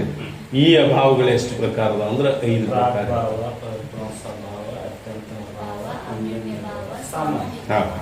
ಪ್ರಾಗ್ಭಾವ, ಪ್ರದೋಷ ಭಾವ, ಅನ್ಯೋನ್ಯ ಭಾವ, ಅತ್ಯಂತ ಭಾವ, ಸಾಮರ್ಥ್ಯ. ಈ 5 ಅಭಾವ ಹೇಳ್ತಾರೆ. ಪ್ರಾಗ್ ಭಾವ ಅತ್ಯಂತ ಯಾವ್ದು ಹುಟ್ಟುಕಿಂತ ಮೊದಲು ಅಭಾವ ಇರ್ತೈತೆ, ಮೊದಲು ಇಲ್ಲತ್ತೇರಿ. ಘಟ ಅರೇನ ಹುಟ್ಟಿಲ್ರಿ, ಘಟ ಐತಿರಿ ಇಲ್ಲತ್ತೀರಿ. ಮಗ ಹುಟ್ಟಿಲ್ಲ, ಮಗ ಹುಟ್ಟುಕಿಂತ ಮಗದಲ್ಲ ಏನತ್ರಿ? ಮಗನ ಪ್ರಾಗ್ ಭಾವ ಐತಿ. ಘಟ ಹುಟ್ಟುಕಿಂತ ಮೊದಲು ಘಟ ಅಭಾವ ಐತಿಲ್ಲೋ? ಹುಟ್ಟುಕಿಂತ ಮೊದಲು ಇರುವ ಅಭಾವಕ್ಕೆ ಏನೈತಿ ನಾವು? ಪ್ರಾಕ್ ಭಾವ. ಪ್ರಾಕ್ ಅನ್ನೋ ಮೊದಲು ಅಭಾವ, ಮೊದಲ ಅಭಾವ ಇದ್ದದಕ್ಕೆ ಪ್ರಾಗ್ ಭಾವ. ಅಂದ್ರೆ ಮುನ್ನವಿಲ್ಲದ ಅಭಾವ ವಿಜುಜು ಮುನ್ನ ಯಾವುದು ಇರುವುದಿಲ್ಲ ಅದರ ಅಭಾವ ನಾವೇನು ಹುಟ್ಟುಕಿತ ಮೊದಲು ಯಾವುದು ಇರೋದಿಲ್ಲ ಅದರ ಅಭಾವಕ್ಕೆ ಏನು ಹೇಳ್ತೀರಿ ಪ್ರಾಗ್ಭಾವ. ಉದಿಸಿ ಅಳಿದ ಮೇಲೆ ತನ್ನಿದವ ನಿಲ್ಲೆನಿಸಿದವ ಹುಟ್ಟತತಿ ಹುಟ್ಟಿ ನಾಶ ಆಗ್ತೀವಿ ಅಂದ್ರೆ ಅದಕ್ಕೆ ಏನಾಗ್ರಿ ಆಗ ಐತಿತ್ತಿರೋ ಇಲ್ಲತ್ತಿರು ಘಟ ಹೊಡಿತೀರಿ ಘಟ ಹೊಡಿತೀವಿ ಹೊಡೆದ್ಮೇಲೆ ಘಟ ಐತಿತ್ತಿರೋ ಇಲ್ಲತ್ತಿರು ಹುಟ್ಟುಕಿತ ಮೊದಲು ಇಲ್ಲಂದಿರಿ ಈಗ ನಾಶ ಆದ್ಮೇಲೂ ಇಲ್ಲತ್ತಿರಿ ಇದಕ್ಕೇನು ಯಾವ ಅಭಾವ ಅನ್ಬೇಕು ಪ್ರಧ್ವಂಸ ಭಾವ. ಉದಿಸಿ ಅಳಿದ ಮೇಲೆ ತನ್ನ ಇರವ ನಿಲ್ಲೆನಿಸಿದ ಭಾವ ಅದಕ್ಕೇನಾಗ್ಬೇಕ್ರಿ ಪ್ರಧ್ವಂಸ ಭಾವ. ನಾಶಾನಂತರದಲ್ಲಿ ಇರ್ತಕ್ಕಂಥ ಭಾವಕ್ಕೆ ಪ್ರಧ್ವಂಸ ಭಾವ. ಇನ್ನು ಅನ್ಯೋನ್ಯ ಭಾವ ಯಾವುದು ಘಟ ಪಟ ಅಲ್ಲ ಪಟ ಘಟ ಅಲ್ಲ ಇದಕ್ಕೆ ಭೇದಕ್ಕೆ ಅನ್ಯೋನ್ಯ ಭಾವ ತರ ಇನ್ನೂ ಸ್ವಲ್ಪ ಸೂಕ್ಷ್ಮ ವಿಚಾರ ಮಾಡಬೇಕಾದ್ರೆ ಅಭೇದ ನಿಷೇಧಕವಾದ ಭಾವಕ್ಕೂ ಅನ್ಯೋನ್ಯ ಭಾವ ಹಿಂಗೆ ಹೇಳ್ತಾರೆ. ಇನ್ನು ಅತ್ಯಂತ ಭಾವ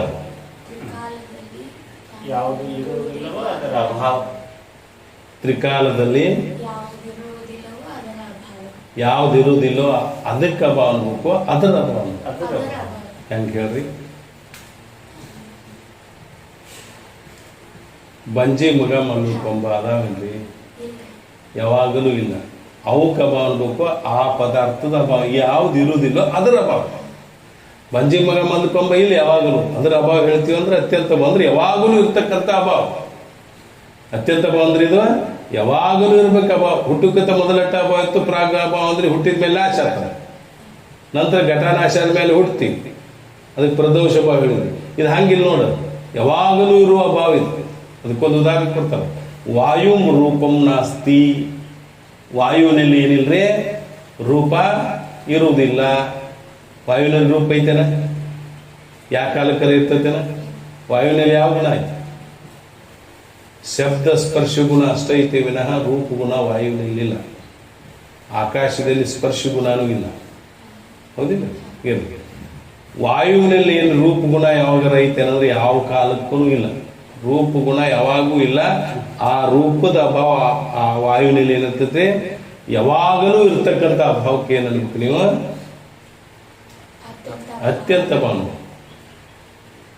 ಯಾವಾಗಲೂ ಇರಬೇಕಾದ್ರೆ ನಿತ್ಯ ತರ ಅದಕ್ಕೆ ನ್ಯಾಯಕ್ಕೆ ನಾವು ಅಥವಾ ಅನ್ಯೋನ್ಯ ಭಾವ ಭಿನ್ನವಾಗಿ ಉತ್ಪತ್ತಿ ನಾಶ ಶೂನ್ಯವುಳ್ಳ ಭಾವಕ್ಕೆ ಏನಂದ್ರೆ ಅತ್ಯಂತ ಭಾವ. ಇದಕ್ಕೇನಂದ್ರೆ ಅತ್ಯಂತ ಭಾವ. ಇನ್ನು ಸಾಮಯಿಕ ಭಾವ ಎದಕ್ಕೆ ಹೇಳ್ತೀರಿ ಕಾಲ ವಿಶೇಷದಲ್ಲಿ ಹುಟ್ಟಿ ಕಾಲ ವಿಶೇಷದಲ್ಲಿ ನಷ್ಟ ಆಗೋದಕ್ಕೆ ಏನಂದ್ರೆ ಸಾಮಯಿಕ ಭಾವ. ನೀವೇನ್ ಮಾಡಿರಿ ಅಂದ್ರೆ ಕೊಡ ತುಂಬಿಕೊಂಡು ಬಂದು ಮನೆಯಾಗಿ ಇಟ್ಟಿರಿ ಕೊಡ ತುಂಬ್ಕೊಂಬಂದ ಮನೆಯಾಗಿ ಇಟ್ಟಿರಿ. ಆ ಕೊಡ ತಗೊಂಡು ನೀವೇನಾದ್ರೆ ನೀರು ತರಕ್ಕೆ ಹೋಗ್ರಿ ಆ ಸ್ಥಳದಾಗ ಕೊಡ ಐತಿ ಏನಂದ್ರೆ ಇಲ್ಲತ್ತೀರಿ ಏನಂತೀರಿ ಇಲ್ಲತ್ತೀರಿ ಮುಂದೆ ಇಲ್ಲ ಅಂತ ಮತ್ತೆ ತಂದಿಟ್ರಿ ಅಂದ್ರೆ ಅಲ್ಲಿ ಅಭಾವ ಹುಟ್ಟತಿ. ಯಾವಾಗ ಹೋದ್ರು ಅಭಾವ ಹುಡ್ತಿ ಯಾವಾಗ ತಂದಿಟ್ರು ನಷ್ಟ ಆಯ್ತು. ಮತ್ತೆ ಯಾವಾಗ ಹೋಯ್ತಿರಿ ಅವಾಗ ಅಭಾವ ಹುಟ್ಟತಿ ತಂದಿಷ್ಟ ಮೇಲೆ ನಷ್ಟ ಆಗ್ತದೆ. ಕಾಲ ವಿಶೇಷದಲ್ಲಿ ಹುಟ್ಟಿ ಕಾಲ ವಿಶೇಷದಲ್ಲಿ ನಷ್ಟ ಆಗುವ ಭಾವಕ್ಕೆ ಏನಬೇಕ್ರಿ ಸಾಮಯಿಕ ಭಾವ. ಏನಾಗಿದ್ರೆ ಸಾಮಯಿಕ ಭಾವ. ಇನ್ನು ಹೇಗೆ ಬೇರೆ ಬೇರೆ ಲಕ್ಷಣಗಳನ್ನು ಅದಾವ. ಪ್ರಾಗ್ ಭಾವ ಅಂದ್ರೆ ಎದಕ್ಕೆ ಅನ್ಬೇಕು ಅನಾದಿ ಶಾಂತ ಭಾವ ಪ್ರಾಗ್ ಭಾವ. ಪ್ರದೋಷ ಭಾವಕ್ಕೆ ಎದಕ್ಕೆ ಅನ್ಬೇಕು ಸಾದಿ ಅನಂತ ಭಾವಕ್ಕೆ ಪ್ರದೋಷ ಭಾವ. ಅನ್ಯೋನ್ಯ ಭಾವ ಎದಕ್ಕೆ ಅನ್ಬೇಕು ಅಭೇದ ನಿಷೇಧಕವಾದ ಭಾವಕ್ಕೆ ಅನ್ಯೋನ್ಯ ಭಾವ ಅನ್ಬೇಕು. ಅತ್ಯಂತ ಭಾವ ಎದಕ್ಕೆ ಅನ್ಬೇಕು ಅಂದ್ರೆ ಅನ್ಯೋನ್ಯ ಭಾವಕ್ಕೆ ಭಿನ್ನವಾಗಿ ಉತ್ಪತ್ತಿ ನಾಶ ಶೂನ್ಯ ಭಾವಕ್ಕೆ ಅತ್ಯಂತ ಭಾವ ಅನ್ಬೇಕು. ಸಾಮೂಹಿಕ ಭಾವ ಎದಕ್ಕೆ ಅನ್ಬೇಕು ಉತ್ಪತ್ತಿ ನಾಶುಳ್ಳ ಅಭಾವಕ್ಕೆ ಸಾಮೂಹಿಕ ಭಾವ ಅನ್ಬೇಕು. ಹೀಗೆ ನ್ಯಾಯಿಕರು ಏನ್ ಮಾಡ್ತಾರೆ ಬೇರೆ ಬೇರೆ ಲಕ್ಷಣಗಳನ್ನು ಮತ್ತು ವಿಶೇಷವಾಗಿ ಮಾಡ್ತಾರೆ. ಇದಕ್ಕೆ ಶ್ರೀ ವೃತ್ತಿ ಪ್ರಭಾಕರದ 6ನೇ ಪ್ರಕಾಶದಲ್ಲಿ ಅಭಾವದ ಬಗ್ಗೆ ಬಹಳ ವಿಶೇಷ ಹೇಳ್ತಾರೋ. ಇಲ್ಲಿ ಏನು ಹೇಳ್ತಾರೆ ಅಂದ್ರೆ ನೀವು 5 ಅಭಾವ ಹೇಳ್ತೀರಿ ಅವ್ರು 10 ಅಭಾವ ಹೇಳ್ತಾರೆ. ಭಾವ ಪ್ರತಿಯೋಗಿ ಅಭಾವ 5 ಅಭಾವ ಪ್ರತಿಯೋಗಿ ಅಭಾವ 5 ಹಿಂಗೆ 10 ಅಭಾವಗಳನ್ನು ಹೇಳಿ ಬಹಳ ಅಭಾವದ ಬಗ್ಗೆ ವಿಮರ್ಶೆ ಐತ್ರಿ ನೋಡ್ಬೋದು. ಬಹಳ ಸೂಕ್ಷ್ಮ ಇರ್ತಾರೆ. ಆದರೆ ಶ್ರೀಮನಿ ಜಿಂಶುಗಳ ಅಭಾವಗಳನ್ನು ಎಷ್ಟು ಹೋಗ್ತಾರೆ ಅಂದ್ರೆ 4 ಹೋಗ್ತಾರೆ. ಎಲ್ಲ ಅಭಾವನೊಳಗೊಂಡ ಅಭಾವ ಚತುಷ್ಟಯವಿಲ್ಲವಾಗಿ ಶಂಭುಲಿಂಗದ ನಿತ್ಯ ಪದ. ಎಲ್ಲ ಅಭಾವ 4 ಅಭಾವದಾಗ ಅಂತರ್ಗತ ಮಾತನಾಡ್ತಾರೆ. ಎಲ್ಲ ಅಭಾವ ಒಳಗೊಂಡ ಅಭಾವ ಚತುಷ್ಟಯವಿಲ್ಲವಾಗಿ ಶಂಭುಲಿಂಗದ ನಿತ್ಯ ಪದ. ಎಲ್ಲ ಅಭಾವ ತೆಗೆದು 4 ಅಭಾವ ಹೇಳಿ ಒಟ್ಟ 4 ಅಭಾವ ಇಲ್ಲದ ನಿತ್ಯ ಚತುರಭಾವ ಪ್ರತಿಯೋಗಿ ನಿತ್ಯ ನಿರೂಪಣೆ ಮಾಡುವಾಗ ಹೇಳ್ತಾರೆ. ಇರ್ಲಿ ಇಲ್ಲಿ ಏನಾಗೈತ್ರಿ ಅಂದ್ರೆ ನೀವು ತಿಳಿದಿ ಏನೋ ಕಾಮ ಇದ್ದದ್ದು ತಿಳಿದಿ ಯಾವಾಗ ಆಸೆ ಆಗೈತಿ ತಿಳಿದ ಆಗ ಆಸೆ ವೈರಾಗಿ ಬರ್ತಾವ್ರ ಆಸೆ ಇಲ್ಲಕತ್ತೆ. ಆದ್ರೆ ಇಲ್ಲದಿರುವ ವೈರಾಗಿ ಬರೋದು ಭಾಳ, ಅದರ ಅಭಾವ ಆಗೋದು ಭಾಳ ಕಠಿಣ.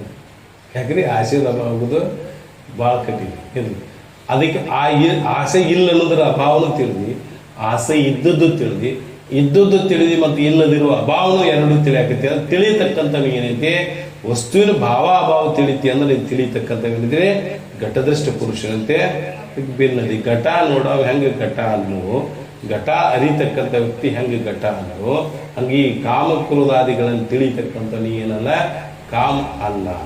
ಈಗ ಚಲೋ ಒಂದು ಗುಜರಾತ್ ಎಮ್ಮಿ ತಂದಾರ ತಿಳ್ಕೊಳ್ಳಿ, ಬರ್ರಿ ಎಮ್ಮಿ ನೋಡಿ ಬರ್ರಿ ಅಂತ ಕರೀತಾರೆ. ಭಾಳ ರೊಕ್ಕ ಕೊಟ್ಟಿರ್ತಾರೆ ಅವ್ರಿಗೆ, ಎಮ್ಮೆ ಕರೀತಾರೆ. ನಾವು ಎಮ್ಮಿ ನೋಡಕ್ಕೆ ಹೋದಿರಿ, ಎಮ್ಮಿ ನೋಡಿದೀವಿ ನಾವು, ಬಡವ ತನ್ನಿತ್ತು ಎಮ್ಮಿ ನೋಡಿದೀವಿ, ಚಲೋ ಐತಿ, ಹಂಗೆ ಐತಿ, ಹಿಂಗೆ ಐತಿ ಅಂದ್ರೆ ಎಮ್ಮಿ ನಾವು ಹಾಕಿವಿ. ಎಮ್ಮಿ ನೋಡೋ ಎಮ್ಮೆ ಕಾಲ ಹೆಂಗೆ ಅದಕ್ಕೆ ಭಿನ್ನ ನಾನು ಹಿಂಗೆ ಕಾಮಕ್ರೋಧಾದಿಗಳನ್ನು ಅರಿಯತಕ್ಕಂಥ ಏನಂದ್ರೆ ಅವುಗಳಿಗೆ ವಿಲಕ್ಷಣ ಅನ್ನೋದು. ಅದರಂತೆ ಕಾಮ ತಿಳಿದಿ, ಕ್ರೋಧ ತಿಳಿದಿ, ಮೋಹ ಇವೆಲ್ಲ ತಿಳಿದ್ರಲ್ಲ. ಈ ಕಾಮ, ಕ್ರೋಧ, ಶೋಕ, ಮೋಹ ಎಲ್ಲವನ್ನು ಇದ್ದದ್ದು ತಿಳಿತಿ, ಅದರ ಇಲ್ಲದಿರುವ ಅಭಾವವನ್ನು ತಿಳಿತಿ ಅಂದಮೇಲೆ ಅವುಗಳ ಏನಲ್ಲ ನಾ ಅಲ್ಲವೋ ನನ್ನೂ ಅಲ್ಲ ಅಂತೇಳಿ ಹೀಗೆ ಏನು ಮಾಡ್ಬೇಕ್ರಿ ನಿಶ್ಚಯ ಮಾಡಬೇಕು. ಇದನ್ನಷ್ಟು ಬರ್ದಾರ.